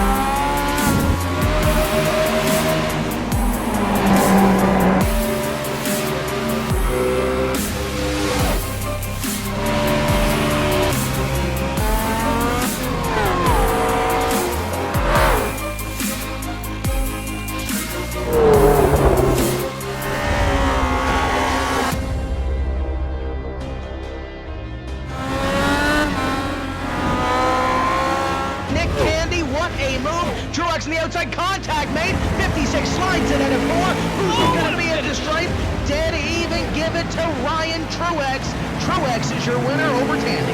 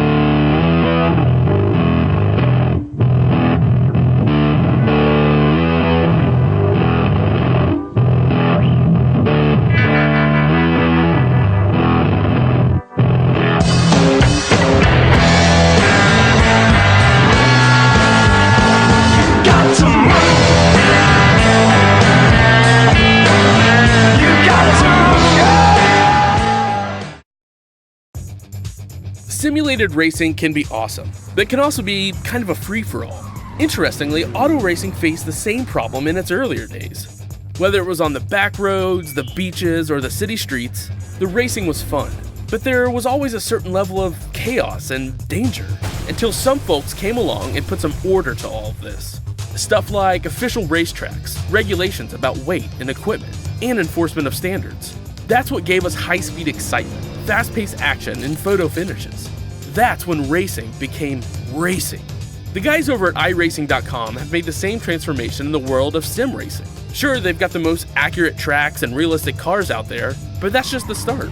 See, iRacing analyzes the performance and results of each driver in every race, so you can be sure you're always placed in races where the competition will be tight, and that those reckless drivers who ruin it for us all are kept in the pits.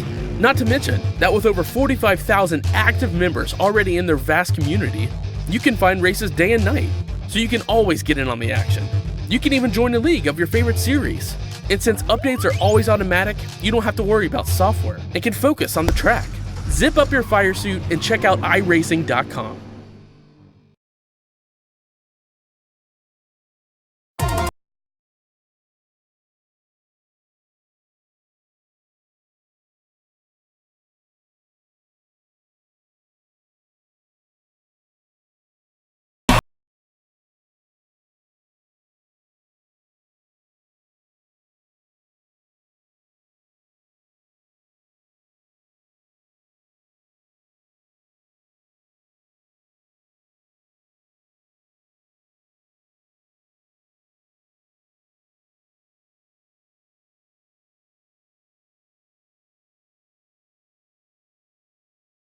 Hey and welcome to round 7 of the V8 Supercars Online Premier Series Split 2 action, brought to you live and exclusive by V8s Online.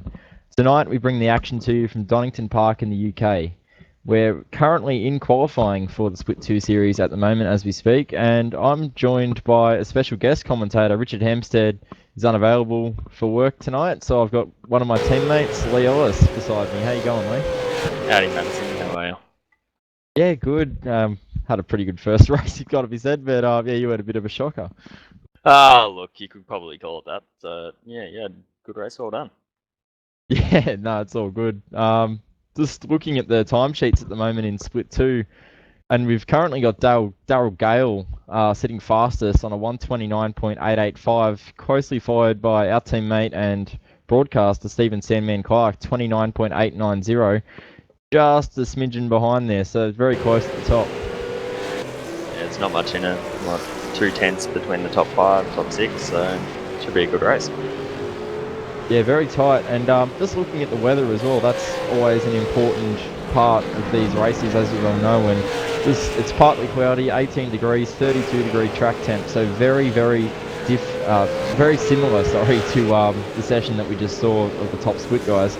The humidity's up 84%. I think it was 67% for us in our race. So similar track conditions. So when you have a look at that kind of thing, the lap times that we were doing was around about the 28 mark in qualifying. So it gives you a bit of a gauge. The track may not quite be the same in terms of conditions, but it does give you a gauge, as Tyson Williams has just gone up to provisional pole position on the 29.777. Definitely got some gap in there between him and Gale, so a decent lap then. Yeah, about a 10th margin there, which is pretty comfortable at this point in the session. It's a 20-minute qualifying session, and we are 9 minutes into the session, so around about halfway to go. This run through as Ashley Weir goes to second place, 29.860. That's a pretty respectable lap as well. I'll just run through the top 10 quickly. We got Tyson Williams, Ashley Weir, Daryl Gale, Stephen Clark, Michael Hammond, Josh Burton, Heath Brennan, Greg Sharp, Will Dodd and Craig Jones rounds out the 10. All separated by 4/10 of a second. That's pretty close up there. Yeah, I didn't actually notice that. Very, very close at the top of the timesheets. It's what have we got? We've got around about 20 odd cars separated, 18 cars separated by 1 second, so very competitive in this second split race. Having a look up and down the field, we're seeing a few guys here that are regulars in the split 2 guys, but also a few guys who we have seen in top split. seeing Michael Hammond has been in top split recently. He hasn't made it there this week, but it'll be interesting to see how he goes because there's not a lot of difference between top split and second split. The guys who are, I suppose, on the cusp find themselves top split 1 week, split 2 the next week. It's there's not much in it. It becomes hard when the stalls become less than that, so that makes ultra competitive getting up. It's only 34 stalls this week, so very tight. Yeah, that's true actually. We normally have 40 car fields this week at Donnington Park. We only have 34 pit garages, so I only can have 34 car fields, so that's true. I forgot about that as well, so it's very close. As Stephen Sandman Clark goes P2, identical lap time to the pole sitter Tyson Williams. That's heartbreaking. He'll be gutted for that. Oh, there's 3 decimal places, identical lap time. How much closer can you get? That's unbelievable. I don't normally see it down the order a bit, that never on pole, so hopefully he can pull out something else and see how it goes. I'm going to argue he's got a pretty good car underneath him, being a TTR car, so he's got no excuses. So could see Sandman on pole then, you reckon, Lee? Oh look, we always hope Sandman's on pole. Yeah. He's definitely a decent driver when he puts his mind to it, so I think the TTR set is really half decent this week, so yeah, so he's got no excuses, in other words. Yeah, pretty much. Can't do as bad as I did. So. Yeah, remember that when he jumps back in the booth later, that if he does have a bad run, all the other V8s on the line guys can grill him. Just note that down, Deb, in your director notes. We've also, what have we got left? 8 minutes to go in the session. I'll stop bagging Sandman out now. We'll watch it later and he'll absolutely grill me, but that's alright. We love him.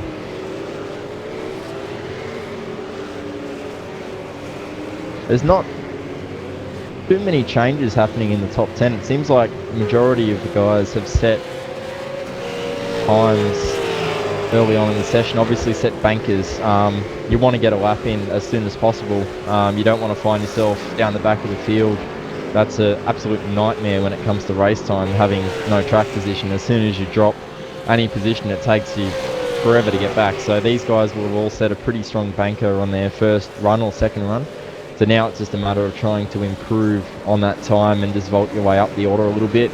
And it doesn't take much of an improvement to vault your way up the order. Just looking in the top 10 cars are actually separated by only 0.2 of a second. There's Craig Jones, after I make that little speech, just went to third on a 29.851. Yeah, any small gain really will vault you pretty high up this order. Like Heath Brennan is a chance to get another 6 spots up there, so just looking at, it looks like there's not too many guys that are down the order that shouldn't be. It looks like everyone's having a pretty decent run and the order looks to be about where everyone should be. Even Sandman Clark lined up for another run and he's on his lap now. Missed the apex fairly badly there as I just cut to him. But he'll be looking to improve 1/10,000th of a second and get pole position. That is painfully close. There's a massive catch then onto the back straight too. It's just right out sideways, that thing. Yeah, right out sideways. This chicane down here is really tough too because you, I'd say, oh, is he backed off? Maybe. That chicane's really tough too. If you miss the first apex in it, it's very hard to get the car to the second part of it, and if you run through the grass there, obviously it's lap over, and in race conditions it's a definite slowdown penalty. Sandman aborts that lap. Craig Jones just goes provisional pole 29.612, so another improvement by him. That might have actually been on his second lap. He only just jumped up the order a second ago, so that's on his third lap, Madison. So wow. It's definitely time in there on these tyres and this weather, so yeah, that's a good effort. I was going to say, it wasn't probably only 2 minutes ago we saw him jump up, so that's pretty impressive on the third lap. I know, yeah, he's actually having a crack at a 4th lap. But I know for us on this weather, or similar weather to this, I was only getting 1 full lap, possibly a 2nd out of my tyres. But yeah, this interesting for Craig Jones getting a 3rd lap. Yeah, I wasn't getting much more than 1.5, so it just sort of dies by the time you get to around where he's now at the chicane, so it's not really where you want no grip. Yeah, I found the chicane was an issue to get it turned, but also these hairpins that Craig Jones is approaching now are very low speed, all the way down to about 50, 60 kilometres an hour in the mid-corner there. Very hard to get the power down on the exit, and it's a little bit off camber on both these corners as well, so it's extremely difficult to get the car A, turned in, and B, off the corner with good drive. It's a bit off camber and a bit offsided this whole track. It's kind of hard to see your way around there.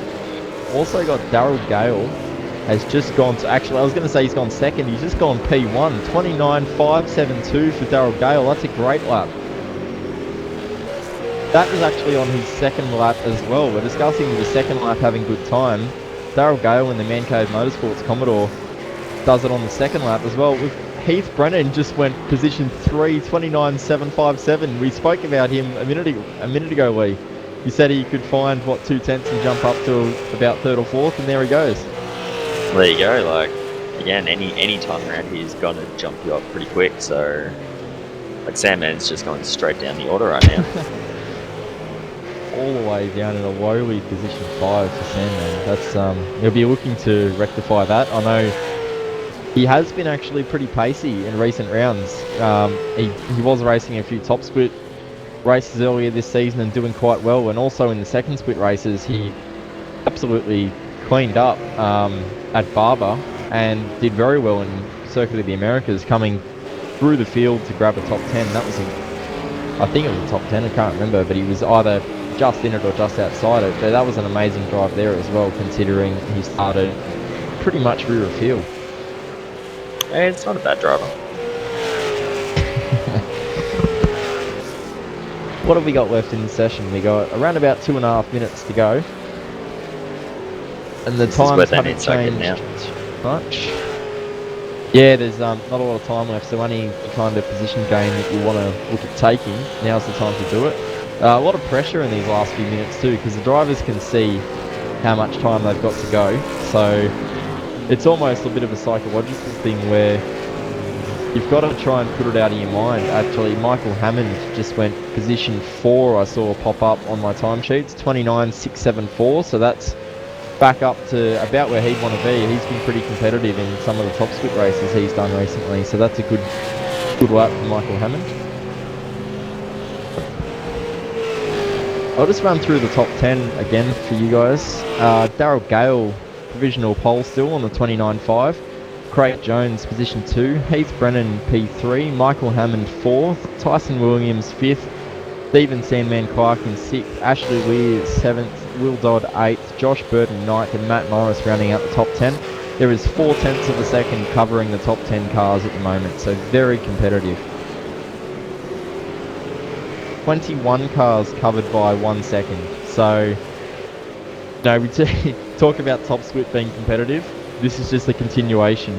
Very, very competitive field, second split.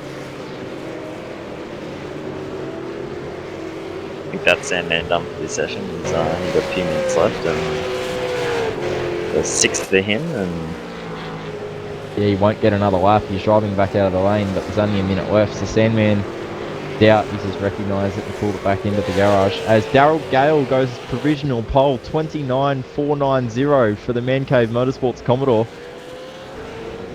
That thing must be on rails.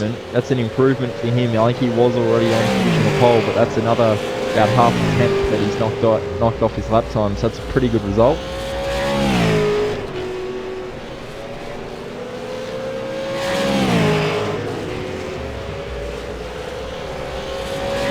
Got to apologise for the overlays. Some drivers are coming up as privateers instead of the team they're in, so yeah, we've had a bit of an overlay issue there, so our apologies for that one.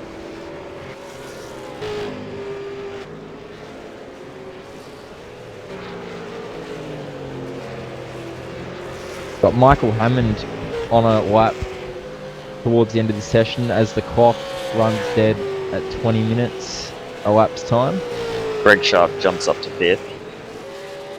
A nice lap, pushes Sandman to 7th. He's actually going to be a little bit disappointed with that, I'd have to say. I would have thought Sandman would have expected to be a little bit higher up, so he's a little bit down the order there, but that'll make for an interesting race for him. Definitely. When you know your car's got pace, it's very tough on the line. So we said we were going to stop picking on him, didn't we? You better. hey, he's our teammate. You have to... yeah, you gotta hang a bit on him. Michael Hammond comes to the second last corner now in the Laser Racing JFF Commodore. Good drive here. He's in position 4 already, so it's going to take a pretty special lap for Hammond to knock off Daryl Gale. However, it is only a 10th. It has been a fairly clean lap. Good tail down on the main straight. Then to get second. Stays position 4, did a 29.808. I think everybody else has completed their laps. So David Baxter's still driving fairly quickly, but I don't think that'll be on a lap. So that's it for the Split 2 qualifying for round 7. So I'll run through the field for you. Daryl Gale took pole position on a 29.4, very respectable lap time for Daryl Gale. Craig Jones position 2, Heath Brennan 3rd, Michael Hammond 4th, Greg Sharp 5th, Tyson Williams in 6th, Stephen Sandman Clark 7th, Josh Burton 8th, Ashley Lear 9th, Will Dodd 10th, Matt Morris 11th, Timothy Jackson 12th, David Baxter 13th, Rod Denyer 14th, Scott Party 15th, Reese Goldfinch in 16th, Isaac Di Figueredo 17th. So I've definitely got the pronunciation on that one wrong, so I'm sorry, Isaac. Brian Borg 18th, Graham Filan 19th, Adam Highland 20th, Jeff Gorchie 21st, Simon Black 22nd, Jeremiah Morton 23rd, Paul Chetcuddy 24th, Josh Beecroft 25th, Brenton O'Brien 26th, James Scanlon 27th, Jamie Kingston 28th, Shane Steedoff 29th, Simon Pitt 30th, and Mark Kelly rounding out the field in 31st. As the cars take to the grid.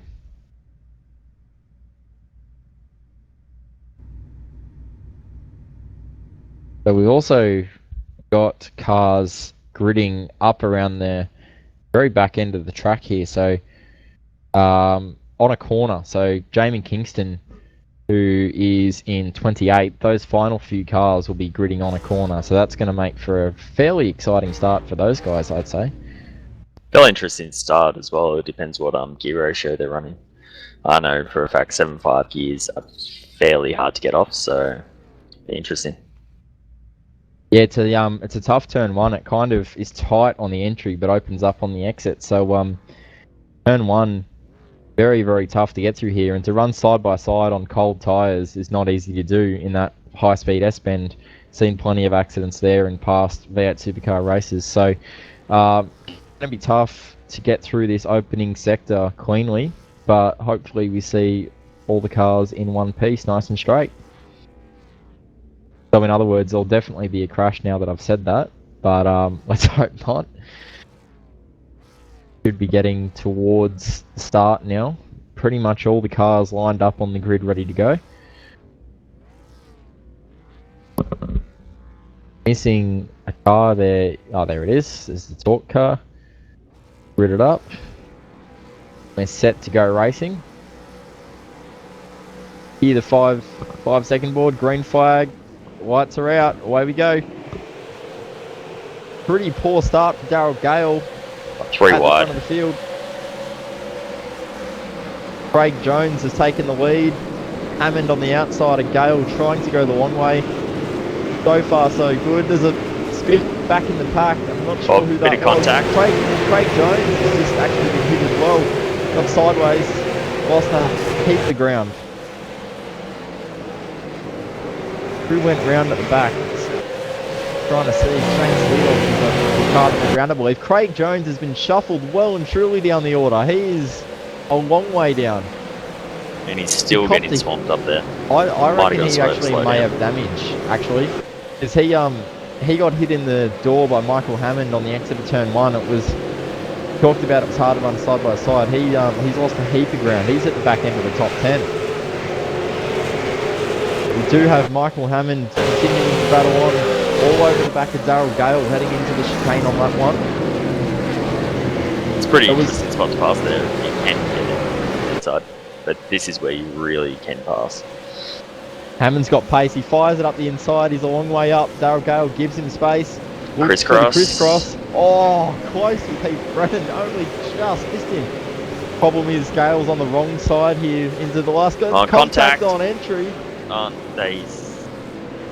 He's going to look for another crisscross. Hammond holds him up on the exit. Grabs the lead. That was nice driving from Hammond to hold him up there.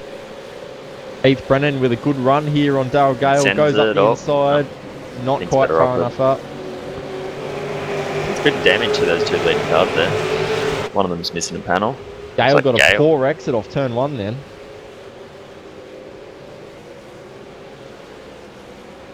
That was a fairly exciting opening lap, mostly clean, but Gale, pretty bad internet issues here at the moment too. That'll be frustrating from Heath Brennan's perspective. There's not much you can do when you've got internet issues either, as yourself or the following car. You would know we've best. Got reports coming in that Borg is getting a drive-through penalty. I'm assuming that'll be for turn 1 as Heath Brennan goes up to second. This Gale is just was opening it really up for struggling. Hammond.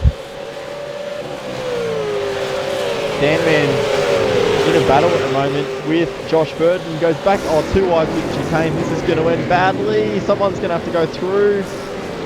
Oh, so close. That was good driving to keep out of each other's door there.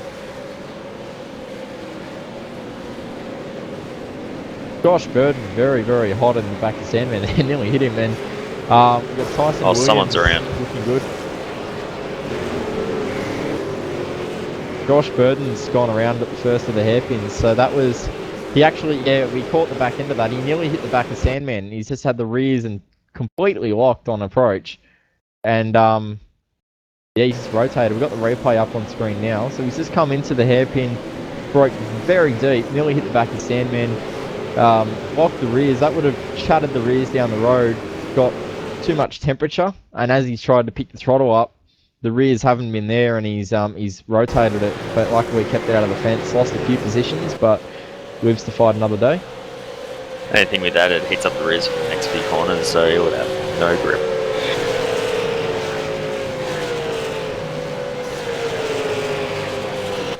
Tyson and Greg Sharp. Tyson Williams runs wide in the Multi-21 Falcon. Greg Sharp gets the run in the 6 Commodore. Gets Tyson Williams hanging on the outside. Sandman looking to capitalise, has a big moment onto the back straight. Couldn't get the power down. Tyson Williams is going to run up the inside into the chicane, but backs out slightly early, falls in behind Greg Sharp. But will look for a run into the hairpin. He's got a good exit off that chicane. Greg Sharp recovers slightly. He's definitely going to have a look there. Yep. He's Oh, here bit in of the braking contact. zone. This is opening up right for Sandman. Sandman up the inside, grabs a position by the looks of it over Greg Sharp. Greg Sharp is... Sandman goes up the inside of Tyson Williams. That's very late on the brakes. And then moves Tyson Williams wide. It's the exact move that Tyson Williams pulled on Greg Sharp at the last corner. He's used all his elbows right there. There's a little bit of a feeding session here with guys being fed guards left, right and centre. There's another guard being fed. Greg Sharp feeds one to Tyson Williams. Ashley Weir is sitting behind in the Torque Commodore. Huge contact. Torque contact. Greg Sharp runs wide as well. There's a little bit of tit for tat happening at the moment as Tyson Williams gets moved off the road now by Ashley Weir. Oh, it's on. It's absolutely on. David Baxter also grabs a position as Tyson Williams just moved slightly off the track there. Timothy Jackson and Matt Morris just behind that battle pack, having a good battle for position at the moment.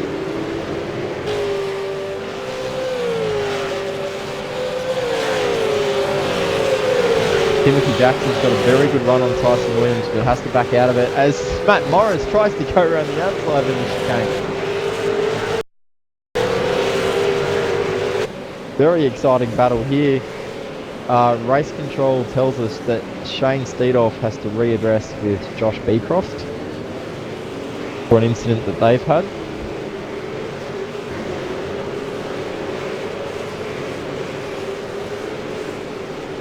So we're just having a look at the positions just to wrap it up. We haven't looked at the leader for a little bit. Michael Hammond is leading the field by 1.4 seconds over Heath Brennan, who's done well to move his way up slightly. Daryl Gale is down to position 3. Stephen Clark up to position 4. Greg Sharp 5th. Ashley Weir 6th. David Baxter 7th. Tyson Williams 8th. Timothy Jackson 9th. And Matt Morris 10th. That's his top 10. Fairly exciting few laps to this race. Everything's starting to settle down now with 5 laps into the race, so...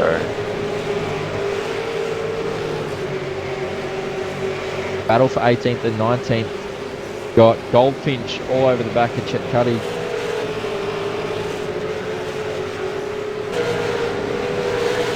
Oh, massive moment for Chet Cuddy there. That was huge. He got sideways off the curb. He's under big pressure from Goldfinch here. Goldfinch looking towards the inside but has to fall back. Not far enough up. We also have another message from race control. Ashley Weir to readdress with Tyson Williams.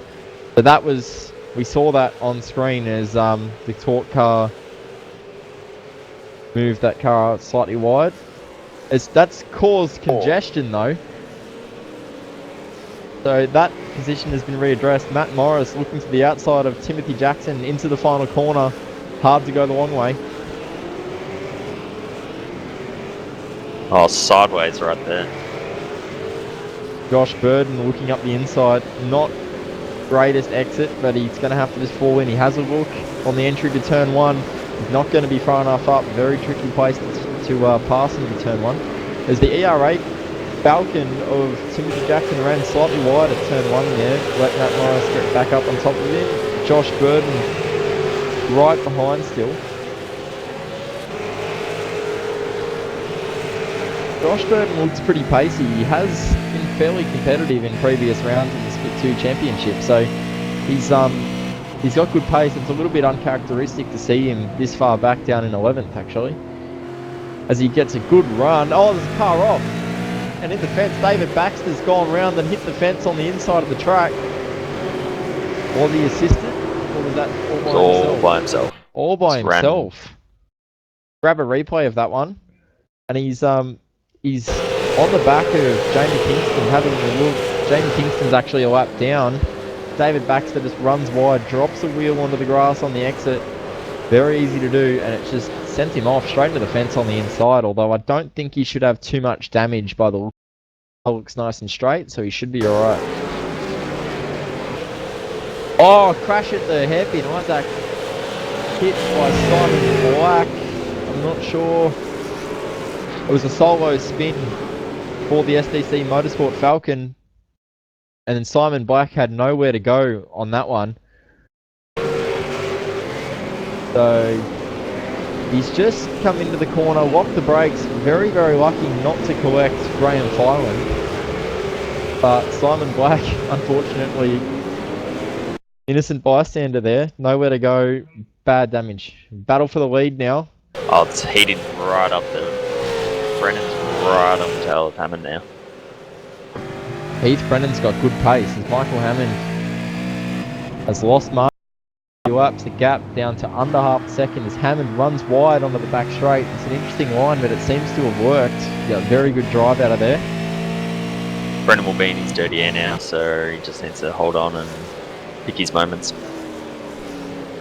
Interesting point that you bring up, Lee, that when you do follow a car, it does take quite a bit of aero away from the following car. Not as much as things like Formula 1 or GT3, but on how the car feels and handles. So Matt Morris and Tim Jackson having a good battle, and Josh Burden having a big look at Matt Morris here under brakes. I think Jamie Kingston's very wide.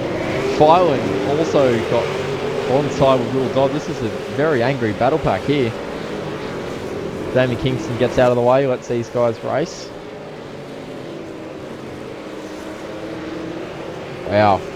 Big battle pack. Heath Brennan's actually lost margin to Michael Hammond while we've been looking at that. He nearly lost it off the second last corner hairpin. Gives Michael Hammond some more breathing space. Timothy Jackson all over the back of Ashley Lear in the Torque Commodore. It's battle for position 7 and 8, that one.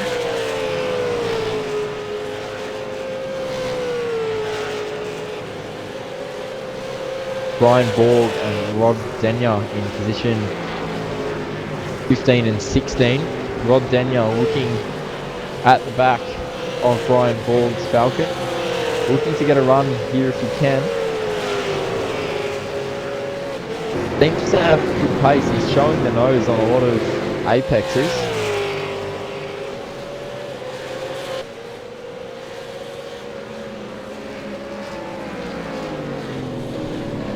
Michael Hammond has opened up the margin in the lead of the race again. Heath Brennan had a mistake last time by, so it gives Hammond a little bit more breathing space. We're about halfway through this race as Stephen Sandman Clark gets a good run on Daryl Gale into the last corner. Goes the long way around. Will he try and crisscross him? Crisscross him. I think he will. Can't quite get the power down Good there. run. Not going to be close enough though, so he's going to have to try and set up Daryl Gale in the first half of this lap. You know how it is, Lee. This first... I have to say that. He's actually got a terrible run out of turn 1. Sandman might actually get him. Capitalise on this. 2 ride through there doesn't work. Got him. Job done. Sandman up to position 3. Redeeming himself, Lee. Yeah, he's good at that. I'm But sure that he'll... has put Gale right on the back of him still, so he just needs to head down. Heath Brennan all over the back of Michael Hammond. Nearly hit the back of him at last corner, but I was going to say Stephen Sandman Clark under attack. Daryl Gale just missed the apex slightly there. Gives Sandman some breathing margin once again. He just All needs these to head battle down, packs. and this can turn into a 3-way battle here.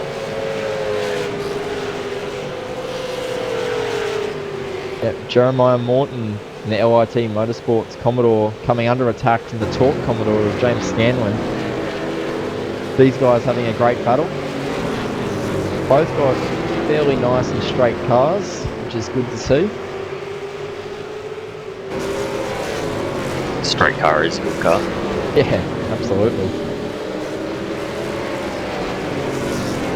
Speaking from experience, Lee, or... Look, you know, our body shop is definitely on overtime most weeks, so mostly engine, but features the number 18 car fairly regularly, I think. Got Morris still looking at the back of the ERA Falcon of Timothy Jackson.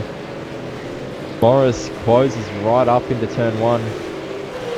Jackson just sparked it on the apex slightly there. Got a good run down the hill. There's not too much that Morris will be able to do in this first half of the lap. I was about to say a few laps ago, you know how hard it is to pass in this first half of this lap, Lee. It's very high speed. Unless a mistake comes, you can't really do anything about the car that you're chasing. that's exactly right. You can't really do much until that first hairpin, or even up here where they're about to go into this right-hander. You need to set it up from a few laps and just slowly work on it and then make it move. You need to get particularly a good exit off this hairpin down here, which is very hard when you're actually on board in these cars from the cockpit. Very hard to follow a car closely through the chicane. It's very easy to cut it, as Matt Morris does get a good run. Got a great run through that. Timothy Jackson very late on the brake. He's going to run wide though. This has opened up the ball, Burden. Still too wide. But Jackson's definitely got the upper hand here on the inside line.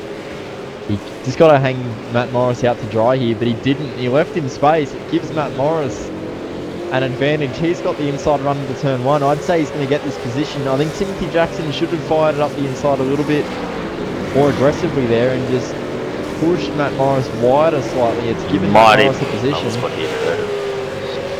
Burden, good run, but he can't do anything in this sector.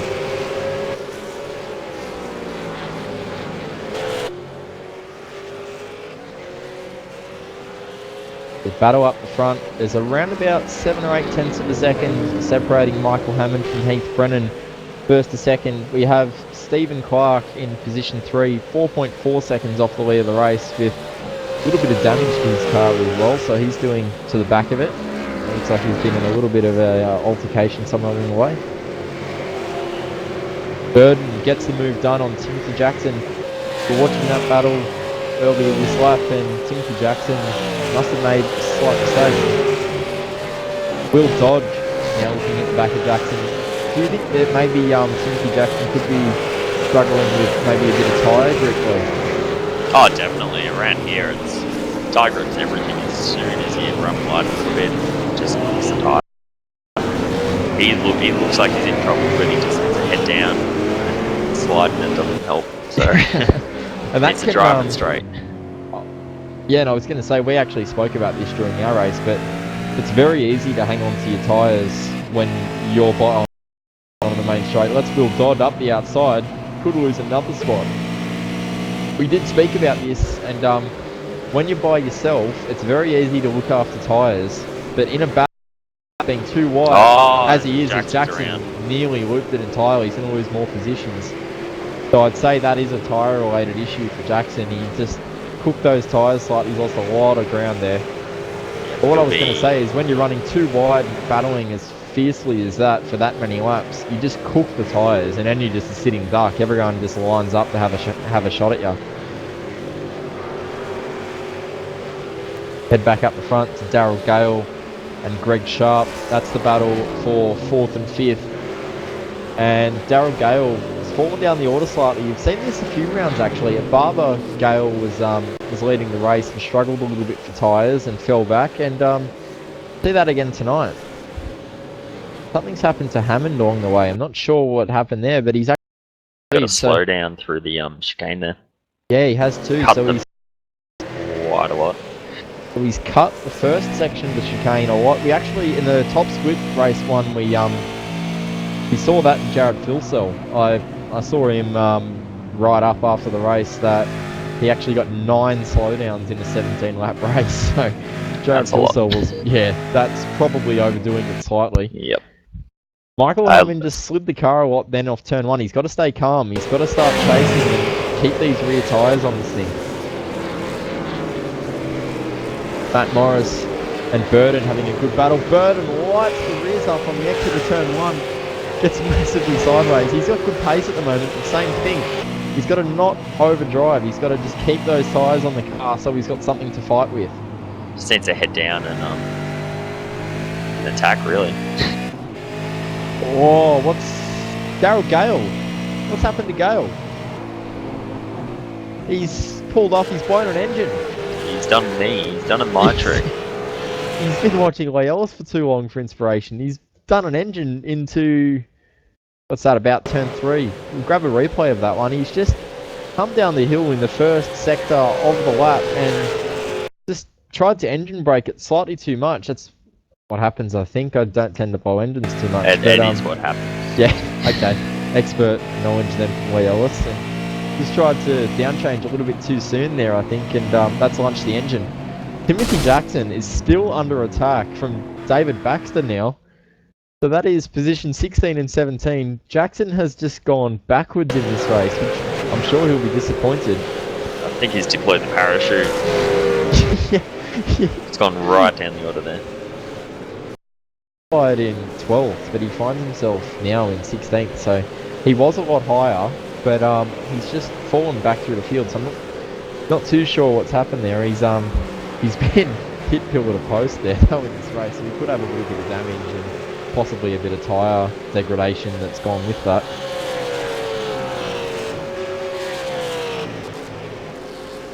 Got 4 laps to go, and Stephen Sandman Clark is closing on the lead. Stellar time there, 29.8. Yeah, good pickup actually. He's got good pace. He He matched the leader's lap time last time by and was 6/10 faster than Michael Hammond in second. So it's going to be a tough ask to get there, but if he can, I'd say he's got a pretty racy car. He'll be looking after those tyres, whereas Brennan and Hammond will be battling. The tyres would be in great condition. He's still got something to fight with, enough laps to fight with. Looking at position 5 and 6, Tyson Williams coming under a fair bit of attack from Ashley Lear in the Torque Commodore. Tyson Williams very nearly overshot that chicane. He was very deep on the brakes and really battled to pull it up. They've also got Matt Morris beginning to join in on the action, and he's got Josh Burden in tow. So that's a 4-car battle pack for position 5.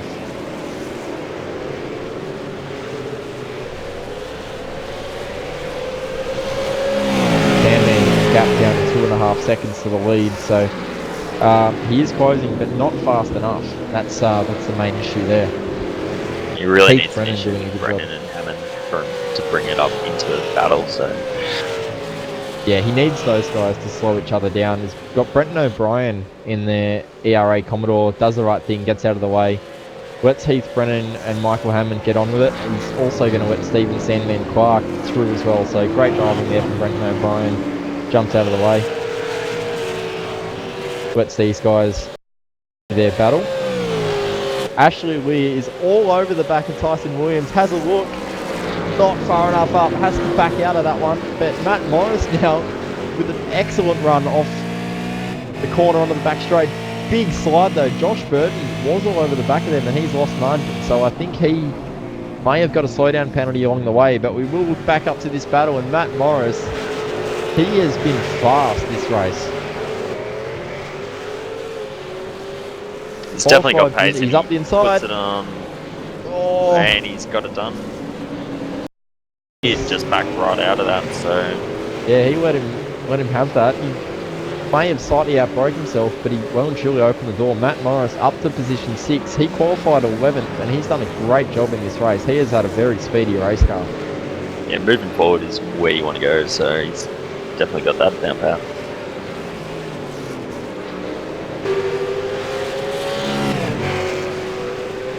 Back with Graham Fireland and Brian Borg. So that battle is for position 11 and 12. And again, Graham Fireland actually qualified 19th and he's up to 11th. Brian Borg qualified 18th and up to 12th. So those guys have done a reasonably good job moving forward. It's not easy to move forward that many positions. We do have 2 laps to go. There's 8/10 between Heath Brennan and Michael Hammond. Someone's off the road. Oh no, Jeff Gorchie's several laps down. Saw him. Josh Burton and Will Dodd having a fairly good battle as well now. There's just battles up and down this grid, isn't it? It's tough to commentate, isn't it, Lee? You don't realise how many, you just spend your whole life cycling between cars. It's too much to watch. These guys are definitely putting on a good show. Tyson Williams is going to get a slowdown for that. He cut that a lot. He blocks Matt Morris. Oh, that was close to an accident. This opens up for Lear as well.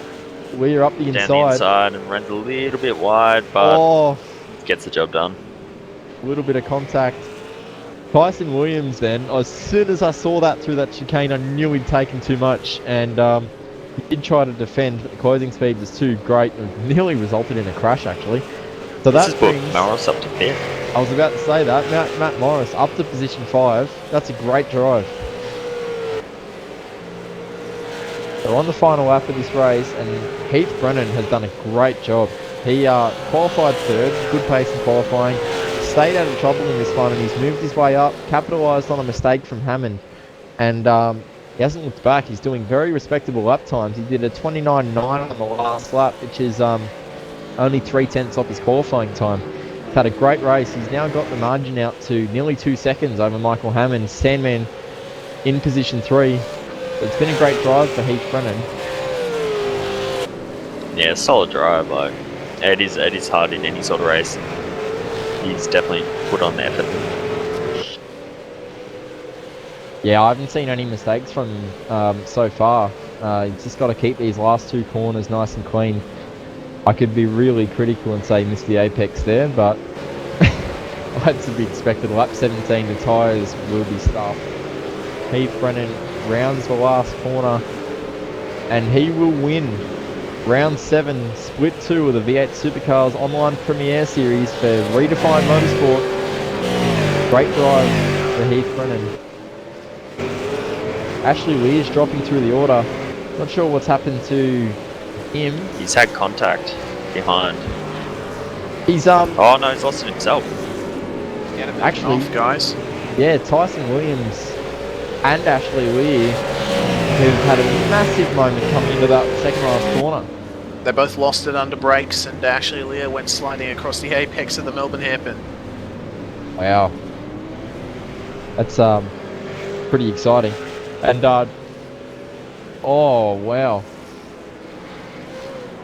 we got the race winner Heath Brennan up on screen. It's been a great drive for him. He's performed well all season so far in the races that I've commentated, and yeah, great drive. 1.4 second win, and fought off a pretty hard charging Hammond in certain parts of that race. Very solid and consistent race times there as well. So a big boost to his confidence. Hopefully he can bring it through to the next round. Yeah, absolutely. Whenever you win a race, it's a great confidence boost. In a way, you need to learn how to win, as weird as that sounds, or in some cases, you almost forget how to win if you haven't won a race in a long time. Like you see, for example, I've had my down patches where you have a bit of an average run, but guys as well who have been there, done that, like Mitchell McLeod and Josh Muggleton and stuff like that, where they've had plenty of success in the past, but they're just not quite able to get back to where they were. It can be very difficult, so that'll be a great confidence boost for Heath Brennan. I'll just run through the race results for you. We've got Heath Brennan, of course, winning the race. Michael Hammond in position 2. Stephen Clark 3rd, so he's redeemed himself a little bit. That's acceptable, isn't it, Lee? Yeah, I guess we'll take this. We'll take the podium, I guess. Yeah. Greg Sharp in 4th, Matt Morris 5th, Josh Burton 6th, Tyson Williams 7th, 8th, Ashley Weir 9th, Simon Black 10th, Brian Borg 11th, Graham Filan 12th. They moved up the order quite a lot. Isaac De Figueredo 13th, Reece Goldfinch 14th, David Baxter 15th, Timothy Jackson 16th, Jeremiah Morton 17th, so he came up from 23rd to 17th, good drive. Paul Chetcuddy 24th to 18th, so that's a good drive as well. Rod Denya 19th, Shane Steedoff 20th, James Scanlon 21st, Joshua Beecroft 22nd, Craig Jones had some dramas, dropped from a brilliant qualifying result of 2nd down to 23rd, Simon Pitt 24th, then we had the guys who came across some dramas in that one. We had Jamie Kingston, Brenton O'Brien, Darryl Gale, Jeff Gorchie, Mark Kelly, Adam Hyland and Scott Party, all finishing several laps down. That was a pretty exciting race, actually. This track has provided some great racing so far. I know in the top split race we had some pretty good battles up and down the field, and also some pretty good battles in that split 2 race. Yeah, awesome to watch that race. Definitely we'll be watching more of that if they keep on bringing on this good show. So absolutely. Yeah, so I suppose we've got to head off, Lee. We've got a few race cars to drive at this track in the second race of round 7 top split race. So I believe I'm starting from pole position. Don't know where you'll be starting. We don't know that yet. I'm starting 4th, I think. Okay. I put in half decent quality time. Okay, so we think 1st and 4th. Yeah, so look out for us in the orange TTR cars. And yeah, thanks for having us, V8s Online. And I'll throw it back over to Reece Gardner and Clayton Brooks for the top split race 2. Cheers, Matt and Lee. Thank you very much, guys, for your commentary in the second split race. That was quite an entertaining race, and we want to thank you for lending your commentary to that. Brooksy, what a race! Oh, yeah, mate. That I was privileged to sit in the stewards box then, and they had plenty of work to do. There was dive bombs galore, but it all makes for good fun racing from the spectators' chair. Yeah, certainly. Spectators' point of view, this series just has it all, and it's going to have even more when we get ready in roughly 5-10 minutes for the second race of Split One, and we do have some qualifying results in, don't we, Brooksy? Yes, we do. We got Madison down. He'll be starting from pole with a 28-1, followed by Phil Searle, then Kelly. So that was your top three for the first race. You're going to start 1, 2, and 3 for the second race. And Ellis in fourth, Ian Ford in fifth, Sutton in sixth, Salmon in seventh. McLeod starts from eighth, Latham from ninth, and 10th is Cracknell. Yeah, Wayne Burke is going to start in 11th place on a 1 minute 29.003. Or 129.087, sorry, I apologise. Jake Maloney is going to be starting 12th. 13th, Corey Preston. 14th, Tony Ortridge. 15th, Michael Schreier. 16th, Kane Kugamiya. I've lost my place. Carroll is 17th. Kurt Stenberg 18th. 19th is Evans, and 20th is Sanjin Delalich. Yeah, and then we got O'Sullivan out of 21st, Abrahall 22nd, Gorrell 23rd, Blackall 24th, Healy's from 25th, Michael Ford out of 26th, Jason Bentz 27th, Ackland 28th, and 29th to Todd Parks. So we've got a nice grid of cars starting for race 2 of Split 1, round 7 of the V8 Supercars Online Premier Series from Donnington Park. It's a 17-lap race. We're going to have a mandatory pit stop in this race, and yeah, it's certainly going to be fun, Brooksy. Yeah, it is. Not sure whether we're going to have guys are going to take fuel, which I don't think they need, but 2 tyres or 4 tyres. It's going to be interesting to see what they come up with. And we've got Simon Black in the commentary box. Simon, it's been an interesting night so far, hasn't it? It has indeed, gentlemen. How are you? Yeah, Yeah, not good, too thanks, bad. mate. Yes, I just got out of the race seat myself, so been a busy night jumping back and forth between servers. You moved up a lot of positions in that race. Well done, mate. Yeah, that was a good fun one. I only actually got one qualifying lap in because I joined the server with about 4 minutes to go. And yeah, I think I got about 8 or 9 spots on the opening lap and then a few more at the end of the race there, so it was good fun. Not bad. What are your thoughts on the driving standards tonight, Simon? I know it's certainly been exciting from a spectator's point of view, but what about the view from the steward's box? They were definitely having a discussion in the steward's box when I left to come and talk to you about that race there, but mostly what we saw in the first race was very good. Some excellent racing and very clean in the top split first race there. So, but yeah, they were having a discussion about that race there. It was maybe not the shiniest driving standards ever. Of course, we'll certainly be seeing further developments on that possibly after the event. So yeah, thank you for popping into the box, Simon, and thank you very much for all the work that you and keeping the series nice and clean. Yeah. You're very welcome, guys. I better go and jump into the top split now and talk to them before they kick off. But thank you very much for your broadcast, and yeah, enjoy. Thank you very much, Simon. We will see you later.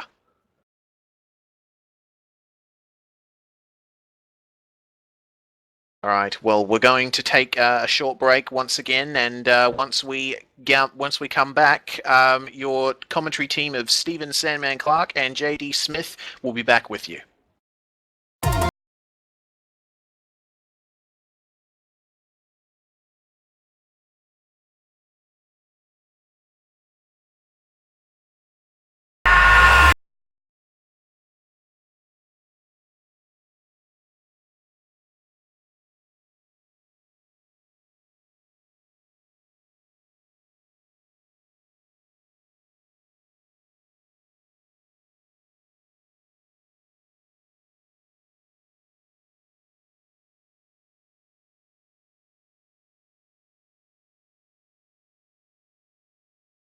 Welcome to V8 Online's live and exclusive coverage of the V8 Premier Series. You just watched the second split race, and I'll tell you what, JD, we've got our hands full. If the first race is anything to go by, I'm not quite sure what the second race was like to be a spectator. It was fun to drive in, but I reckon we've got a doozy of a race on our hands. Boy, we really do, Sam, man. And before we go any further, Bud, congratulations on a job well done. Nice podium there in your race, Mud. Cheers, mate.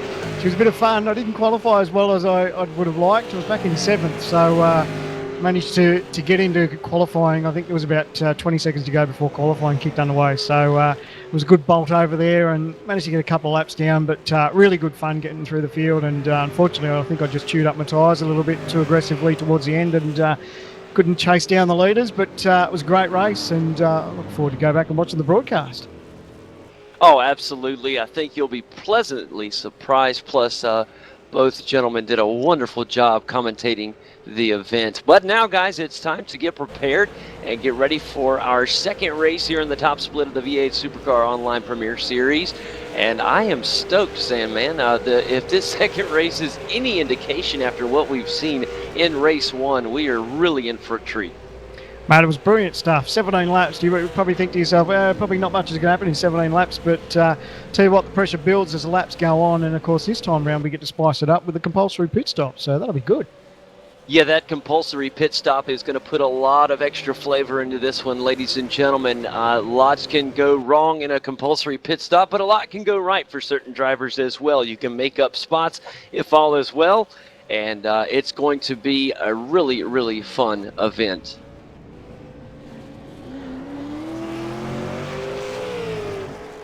Okay, so just getting my screen loading up now.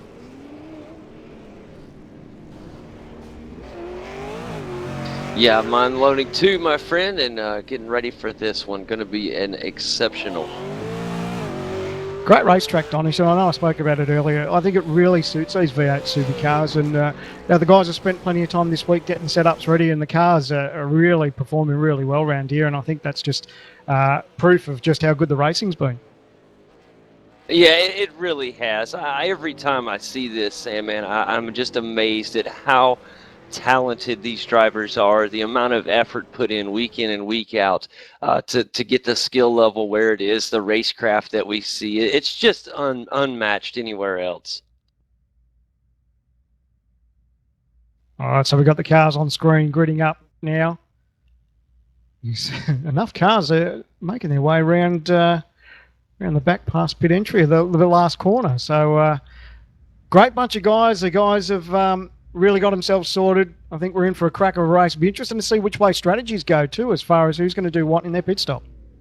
Yeah, 17 laps. Where that pit stop, Sam, man?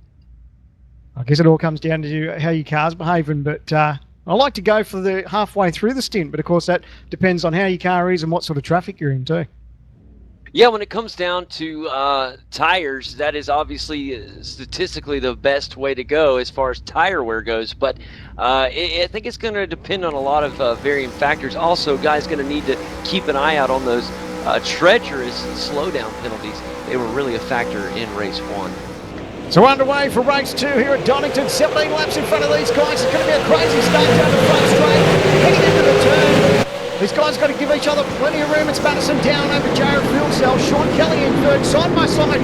Ford and Ellis, they're trying to battle it out. But of course, you've got Brock and Sam Sutton there as well trying to get in. Oh, loads of action already, Sam, man. Guys got to make sure they stay focused, stay calm, and stay out of trouble. Oh, looks like someone's run off a little bit wide. Who's that? One of the Red Bull cars. Brock Salmon. Rejoins the racetrack. He's given up plenty of positions in his opening lap. It's so detrimental right there. I hate to see that. Oh, someone else has had a moment too. Looks like a cut track there for... Who is that? Maybe Sullivan, is it? Oh, Mitch has got one of the Torque cars. He's got a penalty as well, Mitch McLeod, so he's got to slow down. Already seeing some slowdowns, buddy. Something we talked about it right before this race went under green flag. it is going to be something huge to watch out for the remainder of this one. Oh, it's a big accident in the hairpin too. Looks like, is that Ryan O'Sullivan's off? No! Kagiyama, he's off too. They've gathered it up. They're trying to rejoin, but they'll rejoin dead last. Guys, Check out an let's action go ahead replay. Yeah, Sorry, we're gonna have to take JD, I another... cut you off, mate. No. There's so much action, mate. Just saying we need to take another look at that one. Just looks like under brakes, got a little bit sideways, locked up and made contact. Just such a shame. Already got a few pit stops started, Sandman. Man, that's rolling the strategy there. Who's that? That's Jason Betts in the pit lane. Yeah, I guess wants to go ahead and get that one out of the way, Sandman. I don't know about that, but mighty early. Mate, if you look after your tyres and stay out of trouble, of course, he's got clean racetrack, so that'll work in his favour. So as long as he can keep those Dunlops underneath him, I think he'll be right. But it'll be interesting to see how that plays out towards the later stages of this race. Yeah, that might have been all part of the strategy, is to get out there on clean racetrack and stay out of trouble. This action, Wayne Burke in 7th, Looney in 8th, Latham 9th. It's a bit of a freight train here. Rounding out your 10th. Oh, Burke's had a big moment there. Yours, Ram Commodore. He's looped it coming through the chicane. He's going to give up a heap of positions. Was in 7th place before that spin. Oh, such a shame to see that from Wayne Bork there. Oh, my. He's not almost got worse. Nearly made contact with Benjamin Smith there in the hairpin, but that's a shame. That'll drop him back to about 22nd, 23rd place. Jared Philsell heading down pit road, guys, getting his early stop out of the way as well. We'll keep you guys up to date. Oh, they're all starting to head in, guys. So everyone's gone for the early stop. And what they want to do is get that clear racetrack. It'll be a very, very quick stop. Looks like some of the guys battling to get in their pit stop. It's like Philsell. Philsell's the first car to rejoin the racetrack. Sandman, if they all go in the pits early, you know, they're not going to have that fresh track or clean track. You see, the one thing the leaders have got to think about now is Madison Down will be knowing, he'll know that these guys have made their pit stop. So he'll be thinking, do I come in now? Do I try and cut these guys off? I know he's got a decent margin over second place Sean Kelly, but he wants to think about what Philsell's doing. He'll probably eye on the times. He'll know that he's got that little bit of a gap. It'll be interesting to see when these guys win. Yeah, right now Madison Down up front, out of trouble, just like in race 1. He's got his own race, and it's his race to call the shots. A clean racetrack in front of him. I'm curious as to you as what he's going to decide to do in this one. It could be a big story in this one. Great battle on our hands, though. Back here for third place momentary, Ian Ford and Lee Ellis. Right now, Lee Ellis looks to try to make his way up into a podium position as he tries to make his way around Ian Ford in his number 15 Commodore. Jake Maloney, he's decided to come in. Side by side, John Latham on the outside to the inside. It is the TTR machine. He'll make the pass. What a move from Tony Aldridge and the number 420 TTR Falcon. Oh, we got more action going on just a little bit further back, guys. More in the pits as more guys come down. Jake Maloney in the pits, Kurt Stenberg, Sanja Delalic, Michael Healy, Ryan O'Sullivan, Jake Blackhall, Michael, all in pit road. See, it'll get tricky for these guys because now they can't start to catch up with the guys who pitted on the first lap. It's a busy exit of pit road right now. Traffic coming into play as right now Michael Healy comes in side by side to the Apexy machine of Corey Preston, and he'll have to file in behind Corey Preston. Corey currently is marked in the 23rd position in the number 98 Apexy Falcon. He's got his work cut out as well.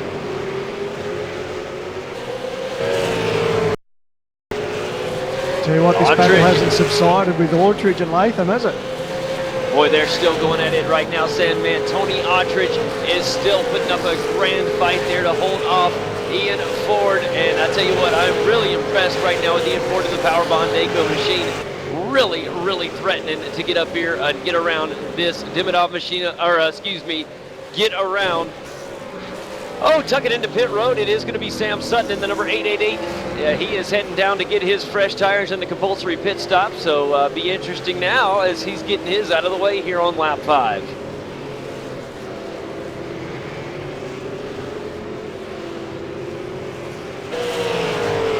Boy, loads of action now. A lot of guys getting ready, good things going on around the track at different parts right now.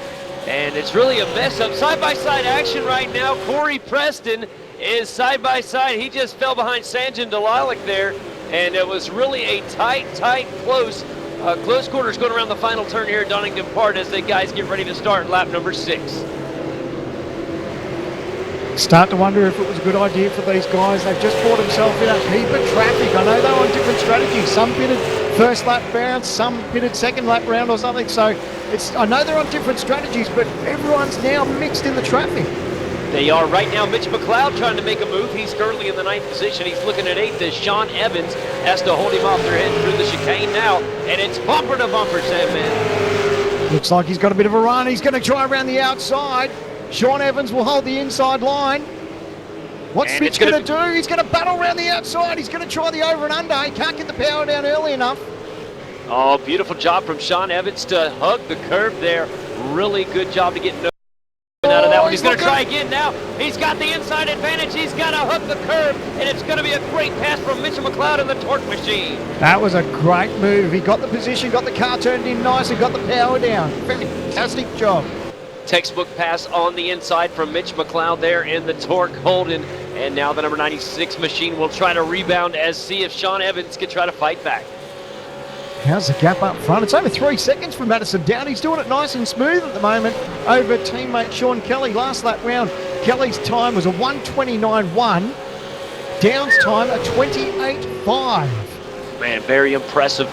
Also right now, Tony Ottridge doing a good job in the number 420 TTR Falcon as he's able to hold off John Latham right behind him. 2 Ford Falcons going at it right now, and it is the battle for a top 5 spot.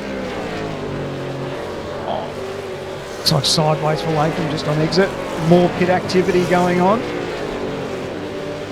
Yeah, Ryan O'Sullivan is in pit road, or actually on his way down towards the exit. Wayne pit stall right now, getting the team to work on his machine. And Madison Down continues to lead this race, guys, but has not hit down pit road yet. When do you see the number 77 Ultimate Karting Sydney Holden heading down pit road? Mate, he's comfortable at the moment. There's no need to fly down pit lane. His times are impressive. He's got no pressure around him, and he's not coming up to traffic. So the smart move for Down is just to stay out, keep the laps down, and just see how the race turns out. But at the moment, there's no pressure for Down. He can just hold off. You're absolutely right. Now looking at the battle between Paul Gorell and Jared Filsell. And right now, Filsell able to hold on to this 11th position as he, oh, wait a minute here. Paul Gorell's going to head down pit road in the Kimmy's Rural Fencing machine. And so getting work done now for Paul Gorell here on lap number 6.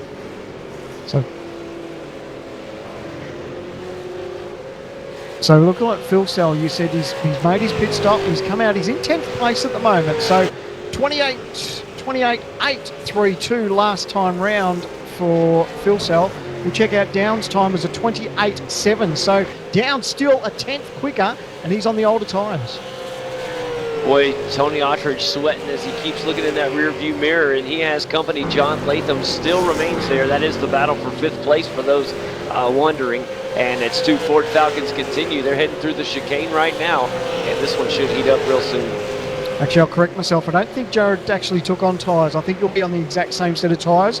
Probably would have just been a splash of fuel, and off he went.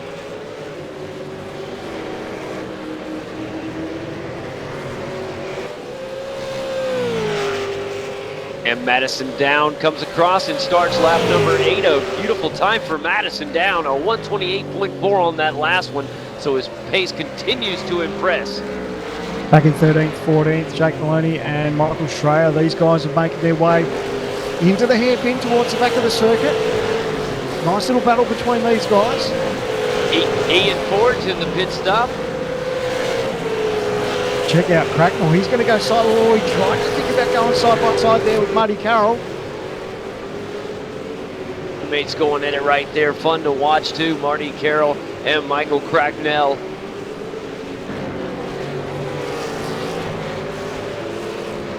Loads of action in this one thus far, Sandman. And it's one of the races you have to literally keep your eyes open. Don't blink, you're going to miss something. And I tell you what, it's already been impressive with a lot of these compulsory pit stops adding to the drama. That's right. With half the field still to take their pit stop, this is still an untold story. I mean, we don't know. The last thing you want to think about is making a pit stop and then, of course, getting a drive-through penalty or a speeding in pit lane penalty. So still a lot can unfold, exactly what you said, but it'll be interesting to see how it all plays out for these front runners. All right, let's take a look now at Michael Schreier in the number 30 machine as he tries his battle with Jake Maloney there. That is for 13th position. And Jake Maloney in the number 29 Commodore is pushing right now. Let's see, he's going to go side by side. No, the side's different. Now we've got some of the front runners in. Kelly and Ellis, they dive down pit lane. Aldridge decides to stay out. Latham will stay out as well. So the first of the TTR cars to blink. Sorry, JD. No, good. I'm just going to say who's going to win this race off of pit road. Sean Kelly sitting right in front. Sean Kelly gets the first jump out of pit road. He will win the race off as Lee Ellis comes in right behind him.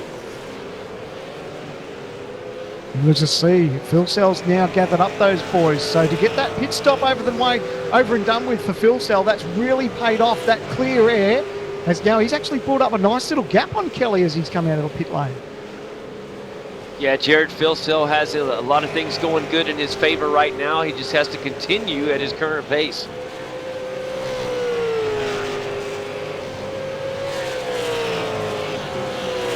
He does keep losing a little time to Madison Down, though, so that could be a little bit of a problem. He's going to have to find a little bit of pace somewhere or hope for maybe a mistake from Madison Down. Yeah, I don't think it'll be too much longer before you see Down in, because it's lap 9 of 17. Probably about the halfway mark these guys will think about making their pit stop. He's pretty comfortable with his car. It'll be interesting to see. Yep, exactly what he's done. He's fired into pit lane, so he's making his stop right now. And Sandman with a beautiful prediction there. And he is headed down pit road as we speak. A very important pit stop for the number 77 Ultimate Carton Sydney Commodore. Let's see, he gets a beautiful stop in the box, and now it's just up to the time to get him out. Got Latham and Aldridge in. So they're coming in behind. Evans is in as well. So Jared's just coming onto the start-finish straight right now. Madison Down is back out now, out of the box. Decent stop there from Madison Down, so he comes back out on the track, and it seems to have started a trend, as you mentioned, with guys like Tony Aldridge and John Latham leaving pit road as well. So with pit stop still to play out, looks like Mitch McLeod is our current race leader at the moment. Yeah, good to see Mitch McLeod out there, even though he has not made his stop yet. But still, it's good for him to get out there in that fresh air, in the lead, just to maybe boost some confidence. Side-by-side action as they're coming out of pit road. But that'll quickly iron itself out, Sandman.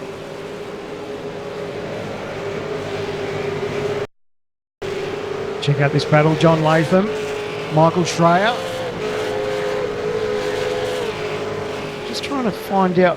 Tell you what, Marty Carroll is now ahead of Michael Cracknell, and the battle for 13th will continue as both Sim Pits cars battle it out. We got a Sim Pit Ford and a Sim Pit Holden there as two teammates continue to have fun there in the battle for 13th. Cracknell is catching back up to Marty Carroll. Marty doing a good job of holding him off.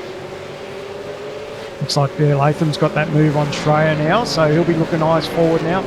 Next one in his sights is Maloney, who's just gone through the chicane. Yeah.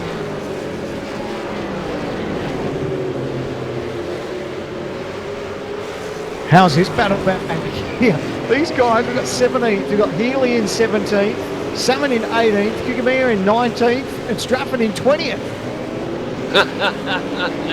Good battles all throughout the field, Sandman, and it's going to continue here on lap number 10. And check this out, up a little bit further. Michael Schreier is still going to look at John Latham, and in front of them, Jake Maloney looking at Tony Aldridge as those will start to close in on each other. Oh, a good run from Tony Aldridge. Put a little space in between there. Great pace from Tony.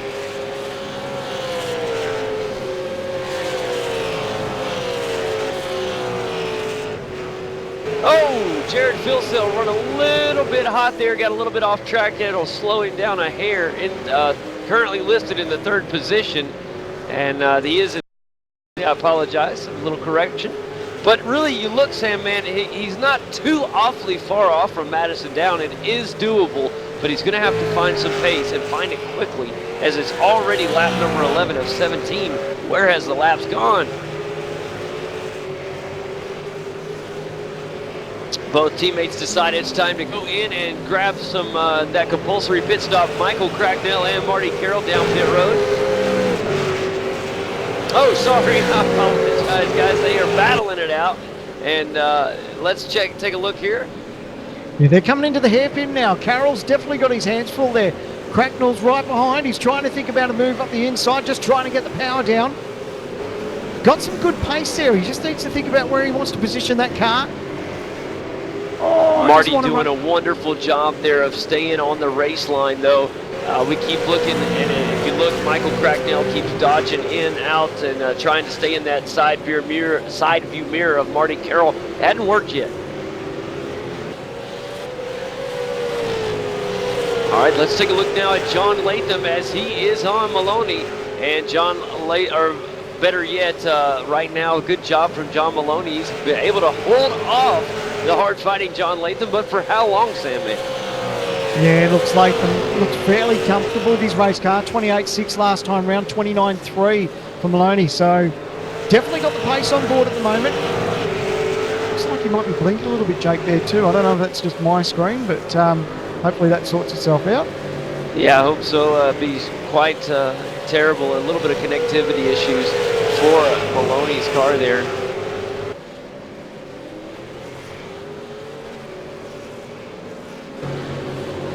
Let's take a look at this lap time right here, Sam, man, from our leader, Madison Down, and just incredible. Yeah, I think his times, he's about just as fast as he was for his fastest lap throughout the race so far. So the car's very consistent. Doesn't look like it's misbehaving one little bit. And of course, tell you what, if you've got something like that underneath you, it makes your day a lot easier. Madison Down to 28.5 last time round, 28.9 for Phil Cell. Yeah, a little 4/10 faster for Madison Down, and at that rate, guys, it's going to be extremely hard, if not impossible, for Jared Philcell to get up there and try to catch him. Mitch. So Brock Salmon all over the back of Michael Healy. Oh, we got a side-by-side. Lee Ellis was side-by-side, battling it out with Ian Ford there. And I tell you what, Ian Ford right now in the lead. He currently holds on to fifth place, as he did make it his way around. And that's a good move right there to jump up into that fifth spot for Ian Ford. Great battle. They head down into the chicane, and this battle may not be over, Sam, man. Yeah, just wondering what Lee's thinking at the moment. Is his car behaving? I don't know if he's made any changes to his race car compared to Down, of course, out of the same stable at TTR. But I don't know. Maybe Ford's just got the edge over him at the moment. All right, guys. Mitchell McLeod has finally decided to take it down pit road for the compulsory pit stop, so that will put Madison Down officially back out in the lead. And we'll see where the Torque Commodore comes out in traffic. He's currently headed down the exit of pit road. I've got to be extra careful not to get that speeding on pit road penalty. And he does come out, and he'll come out right in front of Tony Ottridge, who is currently in the 8th position.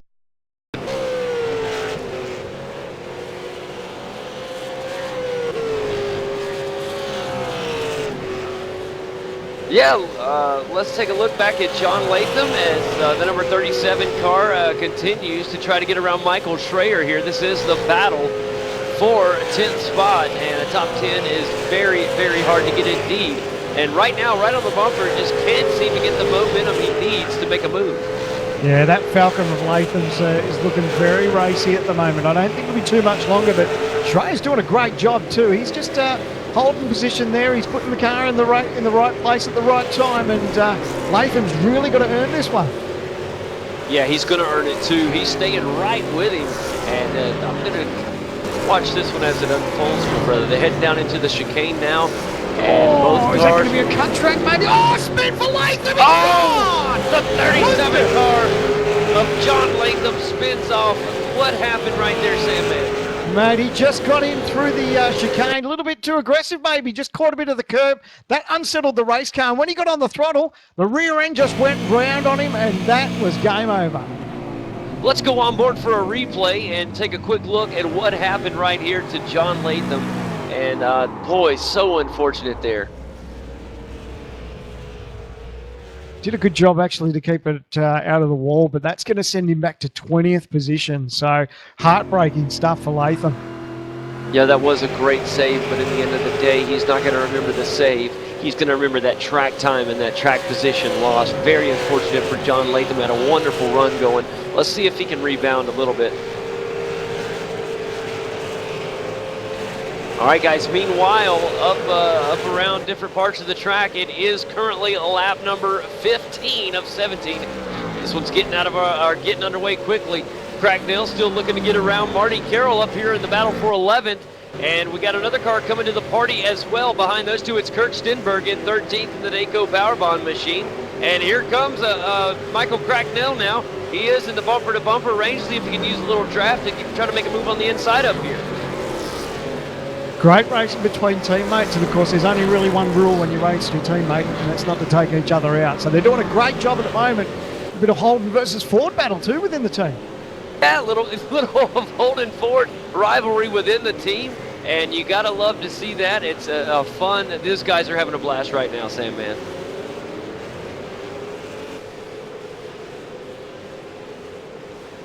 We'll go check on Madison Down, our current race leader. Last lap round, 28.7 to Phil Sell's 29.5. Now, I noticed the lap previous to that Madison gave up about a second. So, I don't know if he had just a little bit of a moment or maybe just a bit of a cut track, but hasn't hampered him too much. Of course, we're in the dying stages now, lap 16 of a 17-lap race. I think he's pretty much just got to hit his marks and bring this baby home.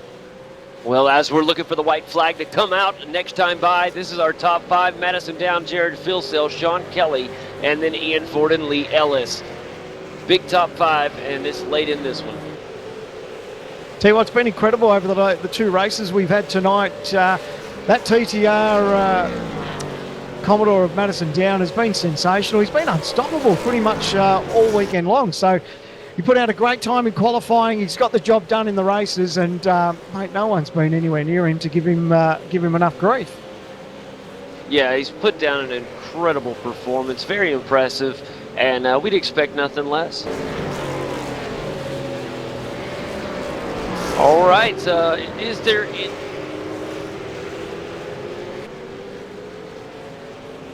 Yeah, this little battle back here. Matt Stratford in 18th, Kukamea in 19th. Actually, that might have been a change of position, actually, so it might be for 17th and 18th, I apologise. And we have started the final lap, guys. White flag is waving. The checkered will be waving this time by as Madison Down comes across. He has a beautiful lead on this final lap. It's all up to him to coast this baby to victory. Phil Sell back in second, and behind him in third, Sean Kelly. A little bit of space in between him and Ian Ford. The only battle that possibly, there's Lee Ellis. Mitch McLeod follows Sam Sutton back there. So I guess our closest battle on the track here on the final lap is going to be back here. Maybe Kane Kujimiya and Matt Stafford. They're still going at it. The one you were talking about a minute ago, Sam Man. And they're getting ready to come through the chicane now, guys. So Madison Down in the Ultimate Karting Sydney Commodore. He's done, like we said, he's been untouchable all weekend here at Donnington. The car has been sensational. He's got the job done. He's coming out of the second last hairpin. Great job. The car's been dead straight all weekend. Really, you can see the power down, the way his application is, the way the car turns in. The car has been set up really well. He's comes out of the final turn. It's a win, 2 from 2 at Donnington Raceway for Madison Down in the Ultimate Karting Sydney Commodore. Beautiful run right from Madison Down. A complete dominating performance here in round 7 of the V8 Supercars Online Premier Series. What a job from Madison Down in the number 77 Ultimate Karting Sydney Commodore. Really showed his true colors today. Great job from Phil Sell, who will finish in second. Sean Kelly, another one of the TTR members, in third. Ian Ford in fourth. Lee Ellis will take 5th place.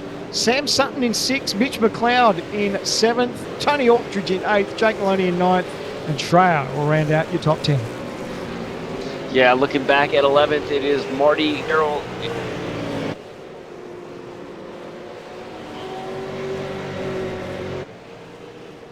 So Madison Down, our man on screen, he'd be absolutely over the moon with the way his car's performed this weekend. And tell you what, these races are never easy, but he definitely made it look that way. He really did, Sam, man. He made it look easy, and it's just talent, raw talent right there. We're put in with hard work and dedication. He put in just a remarkable performance, but what really helped was him in that clean air. You get a car that's this fast and a driver this fast in clean air like that, and he's going to dominate. That's what we saw with Madison Down. Just a beautiful run as he's burning them down. He's not going to need those Dunlops anymore, mate, so you may as well tear down the house with it. Celebrate, let your hair down. That's right, man. Burn those things up. Now we're hearing that Jason Bent's possibly pitted outside the pit window, so he may receive a penalty once all this is sorted. So a bit of bad luck there if that's the case. Yeah, Stewart's going to have to take a review on that and find out exactly what happened. Hopefully everything will turn out okay for him, but that would be definitely unfortunate. All right, Sam, man, let's take a little look at the race results here.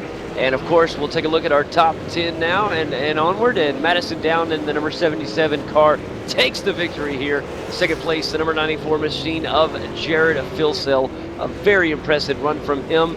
In third place, Sean Kelly in the number 87 TTR machine. Ian Ford took fourth place. Fifth place went to Lee Ellis. Sam Sutton came across in sixth place tonight. Seventh went to Mitchell McLeod. Tony Attridge, eighth place. Ninth went to Jake Maloney. And rounding out our top 10, Michael Schreier. Sorry, JD, I might have to get you to finish that out. I've actually lost my results page. No worries, buddy. In 11th place tonight, it was Marty Carroll in the 184 machine. And we look down at 12th place, it was Michael Cracknell. In 13th, it was Kurt Stenberg. Benjamin Smith in 14th. 15th went to Sean Evans. Brock Salmon finished 16th. 17th went to Kane Kujimaya. Matt Stratford will take 18th. 19th went to Michael Healy. John Latham rounds out the top 20 cars in this one. Looking beyond in 21st, it was Todd Parks. Jake Blackhall, 22nd, 23rd, Joe Bentz. Daniel Ackland took 24th. 25th, Michael Ford. Sanjin Delilac, 26th. 27th went to Paul Gorell. Mitchell Abrahall in 28th. 29th went to Ryan O'Sullivan. Corey Preston finished 30th, 7 laps down. And finally, Wayne Bork finished 12 laps down in a very unfortunate event with him. He took the final 31st spot. Very impressive run out here in our second race of the night, and in very, very just impressive performance all around from Madison Down. He made it look easy and probably didn't get enough camera time as deserved just from the raw performance. But when you're out there all alone, you're not going to get a whole bunch of camera time, but he's going to get a lot of big plus and applause now. What a performance. Yeah, great drive. It's one of those catch-22s, isn't it? You want to win the race and you want to lead as much as you can, but when you start to streak the field a little bit, exactly what you said, mate, the TV doesn't seem to pick you up so much, but I know he'd be pretty happy with the win, and that already points haul that he's got will look all that little bit more comforting when he checks out the final points tally as we go into the next round for round 8. Oh, absolutely. Heading into round 8, he's going to take another, if he already didn't need any, some more confidence with him. And confidence is a great thing to have. You know as well as I do, when everything's going your way, you feel that you can do no wrong. On the contrary, some guys, when they get on that downward spiral and have a lack of confidence, it really hurts. And we've seen some of that with some of the other guys. But going to be fun to see how things shape up, and we get ready for round 8, rather. All right, we got our race winner. Dominating performance from the Ultimate Karting Sydney Commodore, Madison Down. Well done, mate.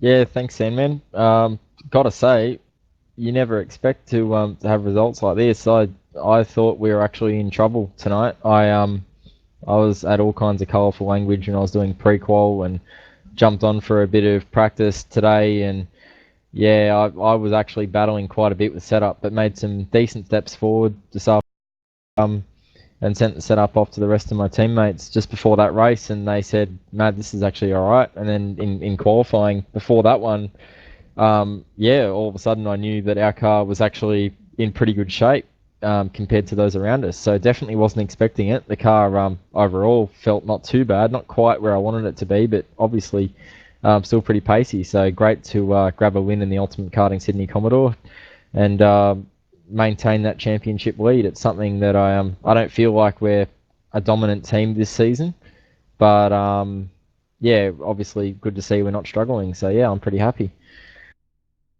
Mate, we were very conscious of the lap times too. We were checking them out as the race go on. It didn't really look like the car fell off. I know halfway through the race, I think you actually almost matched your best time for the night so far. So the car looked very good on its tyres, even towards the end.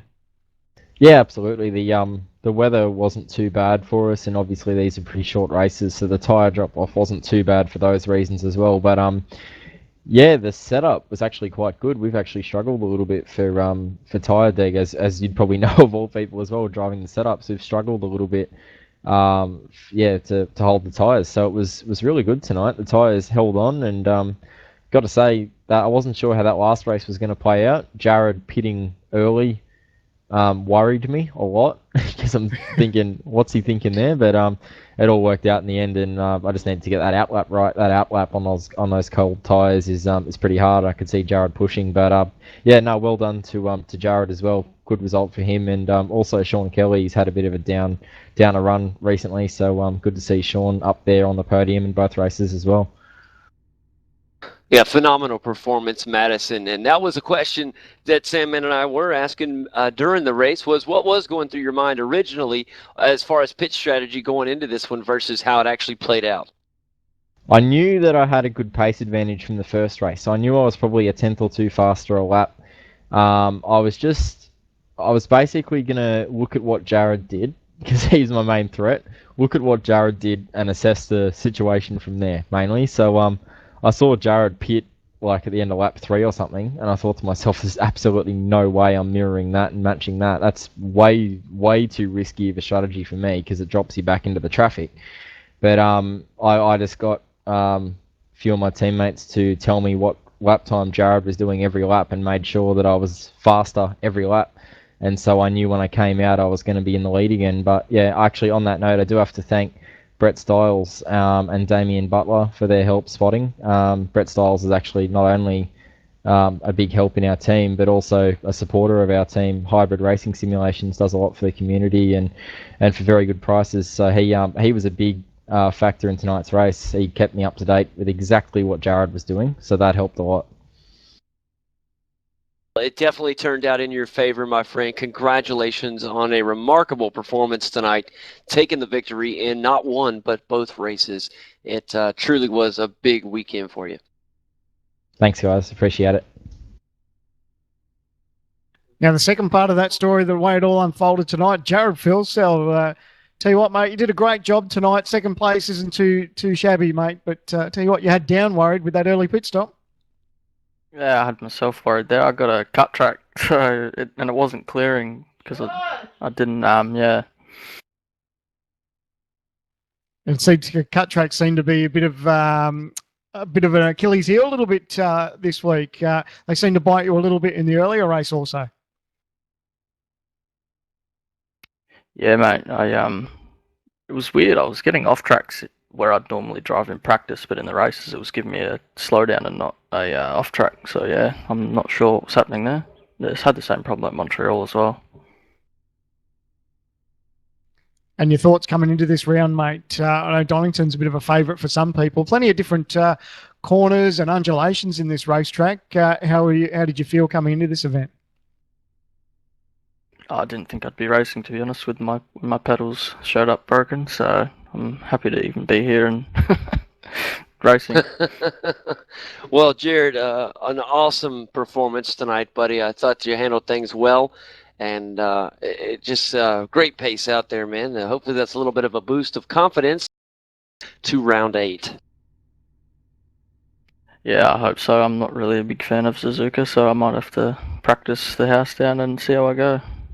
Yeah, Suzuka is a track that a lot would say doesn't suit the V8 real well, but I don't know. I think we've had some pretty good races there in the past. It's going to be fun to see. Definitely going to take some preparation. We wish you the best of luck, bud. Cheers, mate. Rounding out the podium now, the other driver from TTR, Sean Kelly. Sean, mate, third place, not a bad result. Just trying to see through the stats.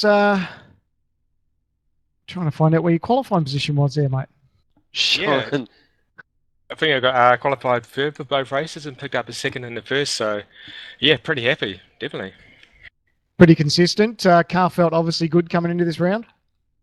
Yeah, well, to be honest, we didn't have much confidence, but when we hit the track, all seemed to come together right. The car felt pretty good, thanks to Madison, and yeah, so track position counts, and yeah, sprint race probably suited me tonight. I was going to actually. Oh, sorry, JD, go for it. No, I was just going to say, laughing at Sandman, third place, not too bad. I thought it was a phenomenal race, Sean. But you know, what was going through your head through this race as far as how the car felt versus other people?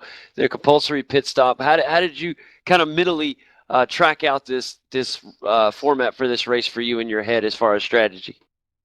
Yeah, I think it's the usual story, isn't it? If you saw it somewhere up the front, you probably want to go a bit longer if you can. But hey, you know, there's always going to be a guy a spot or two back, forcing an issue and pitting early, and Ian done that. We had to respond to that.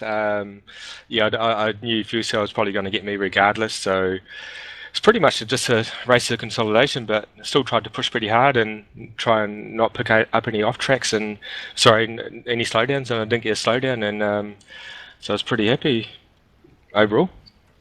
So carry a bit of confidence now, mate, going into the next round because the cars looked pretty tidy from TTR.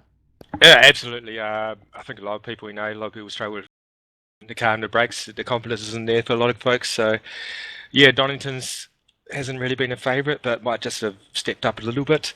And yeah, Suzuka, man, what a track. So looking forward to that one. All right, all the best, mate. Thanks for popping in, and well done on tonight's results. Yeah, no worries. Thanks to TTR, Hybrid Racing Simulations, and Custom Image. All right, now, fourth place. We've got Ian Ford slipped into the studio, mate. How was your run, mate? Looked like some great battles out there. Oh, it's nice and easy for once. Didn't really have to do much chopping and diving and everything like that. Had wicked starts, no wheel spin, unlike on the America's Race broadcast, where I just pretty much lit up the rears the whole way down the straight. It was a great race there with Lee at the end. Like, I was just planning on pitting early, got a slow down, let him by, and, you know, I just tried doing an alternate strategy and decided they weren't pitting, so I may as well pit, and, you know, managed to get in front with a couple of laps to go. It's a good job. Geez, mate, you just used Jay Kennedy's favourite word there, the alternate. He loves that word, whether it's the alternate racing line or alternate strategy. So, great job. Your thoughts coming into Donnington, mate? Something different with 2 sprint races this weekend. Oh, I'm thanking the Lords that it wasn't like, you know, a 60-lap enduro like last time because my motor didn't make it. So I'm happy about that. And, you know, alternate strategy, my key word. I don't see any point being a sheep and following the rest into the pit lane. I may as well just stay out. I don't need the tyres afterwards, so who cares? Exactly right. Well, I tell you what, buddy, a great performance tonight, Ian, and you showed again just how a good performance could pay off. Second in the points, I believe. And I tell you what, man, we wish you the best of luck going into Week 8 at Suzuka. Is that a good track for you, or is it going to be more of a challenge? God, I wouldn't have a clue. I think I'm just going to set it up, hang on for dear life, and see how it goes. But that's pretty much my plan every week. It was good.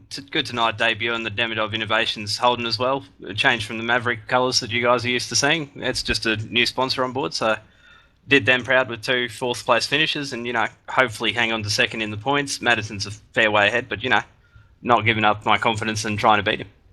Anything can happen, mate. Still early days. Thanks for the broadcast tonight, boys. No worries, mate. Our pleasure. And before we wrap things up, Lee Ellis has popped into the studio too. Lee, I know the TTR engine department will be fairly happy with you bringing it home in one piece. Yeah, I hope so. I hope they can fix the spare car for the previous race, but no, it was alright. Yeah. Tell us a bit about your race, mate. You haven't got much to say. It looked like it was. It's not a bad effort. Top 5. Oh yeah, it's definitely full positive from the first race. And anything from where I finished last race is better. But yeah, I lost one spot, but on the outside starting line, you can't win around the outside of turn 1. So I just kept on losing positions, which that's pretty much where I got into turn 1 is where I finished. And your thoughts coming into this weekend? Were you a bit worried about Donnington? Because like we've mentioned a couple of times, there's plenty of undulations, hairpin turns in this racetrack, but I think it does suit the V8 Supercar quite well if you can get a handle on the setup. Yeah, if you can get a handle on the setup, that's our biggest issue. Like I didn't do last round's race. I only did the Barber race, and I haven't been on that much lately, so we haven't really spent enough time doing the setup wise. So I wasn't confident. I was actually pretty surprised that I got into the top 4 for qualifying. I thought I'll be happy with the top 15. So qualifying was great. It's just the car just didn't want to do what I wanted to do. Had no confidence in the front tyres. So what can you do? Lee, it was a very impressive performance.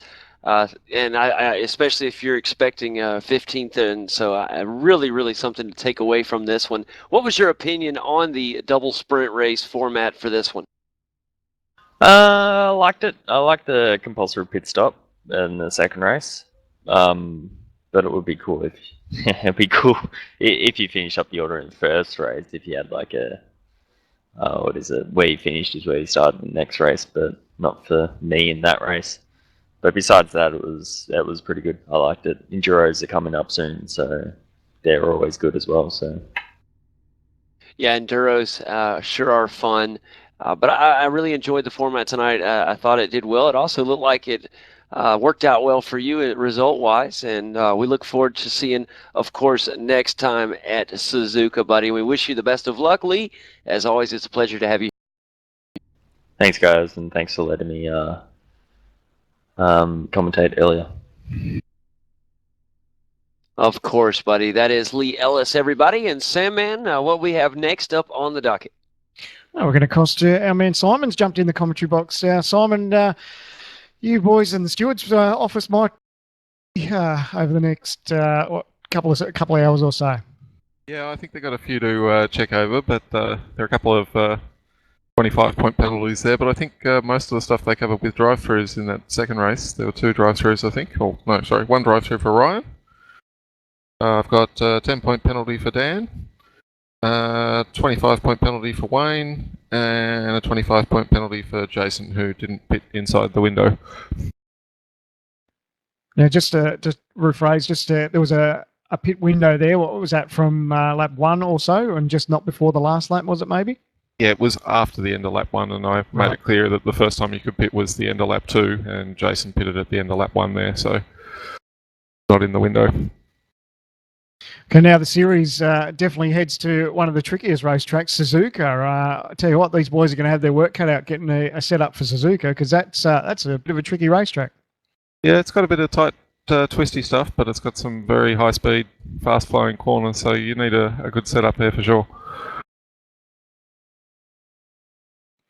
And obviously a big thank you to you guys, everyone at OSR. I mean, this series just goes from strength to strength. We've seen some amazing racing throughout this event, and the double sprint format was a lot of fun.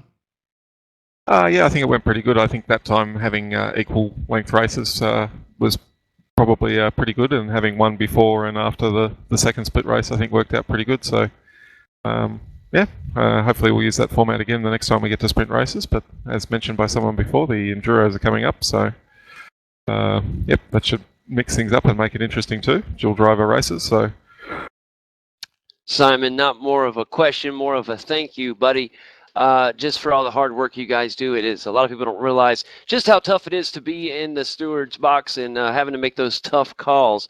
It is a lot harder than it looks, isn't it, buddy? It is indeed, and in saying that, we need to give a shout out to the boys in the box, Mike Kroloff and Henry King and Daz Buchanan, and I believe Anthony was in there as well tonight. and other people have come and helped over the races as well. And yeah, a big thank you to all of them for doing what's probably the toughest job. He took the words out of my mouth, mate. I was going to say that. That's definitely one of the toughest jobs throughout the series. It's always tough when you play umpire. You're either in your good books or bad books with someone, but hats off to those guys. Incredible job, and keep up the good work, boys.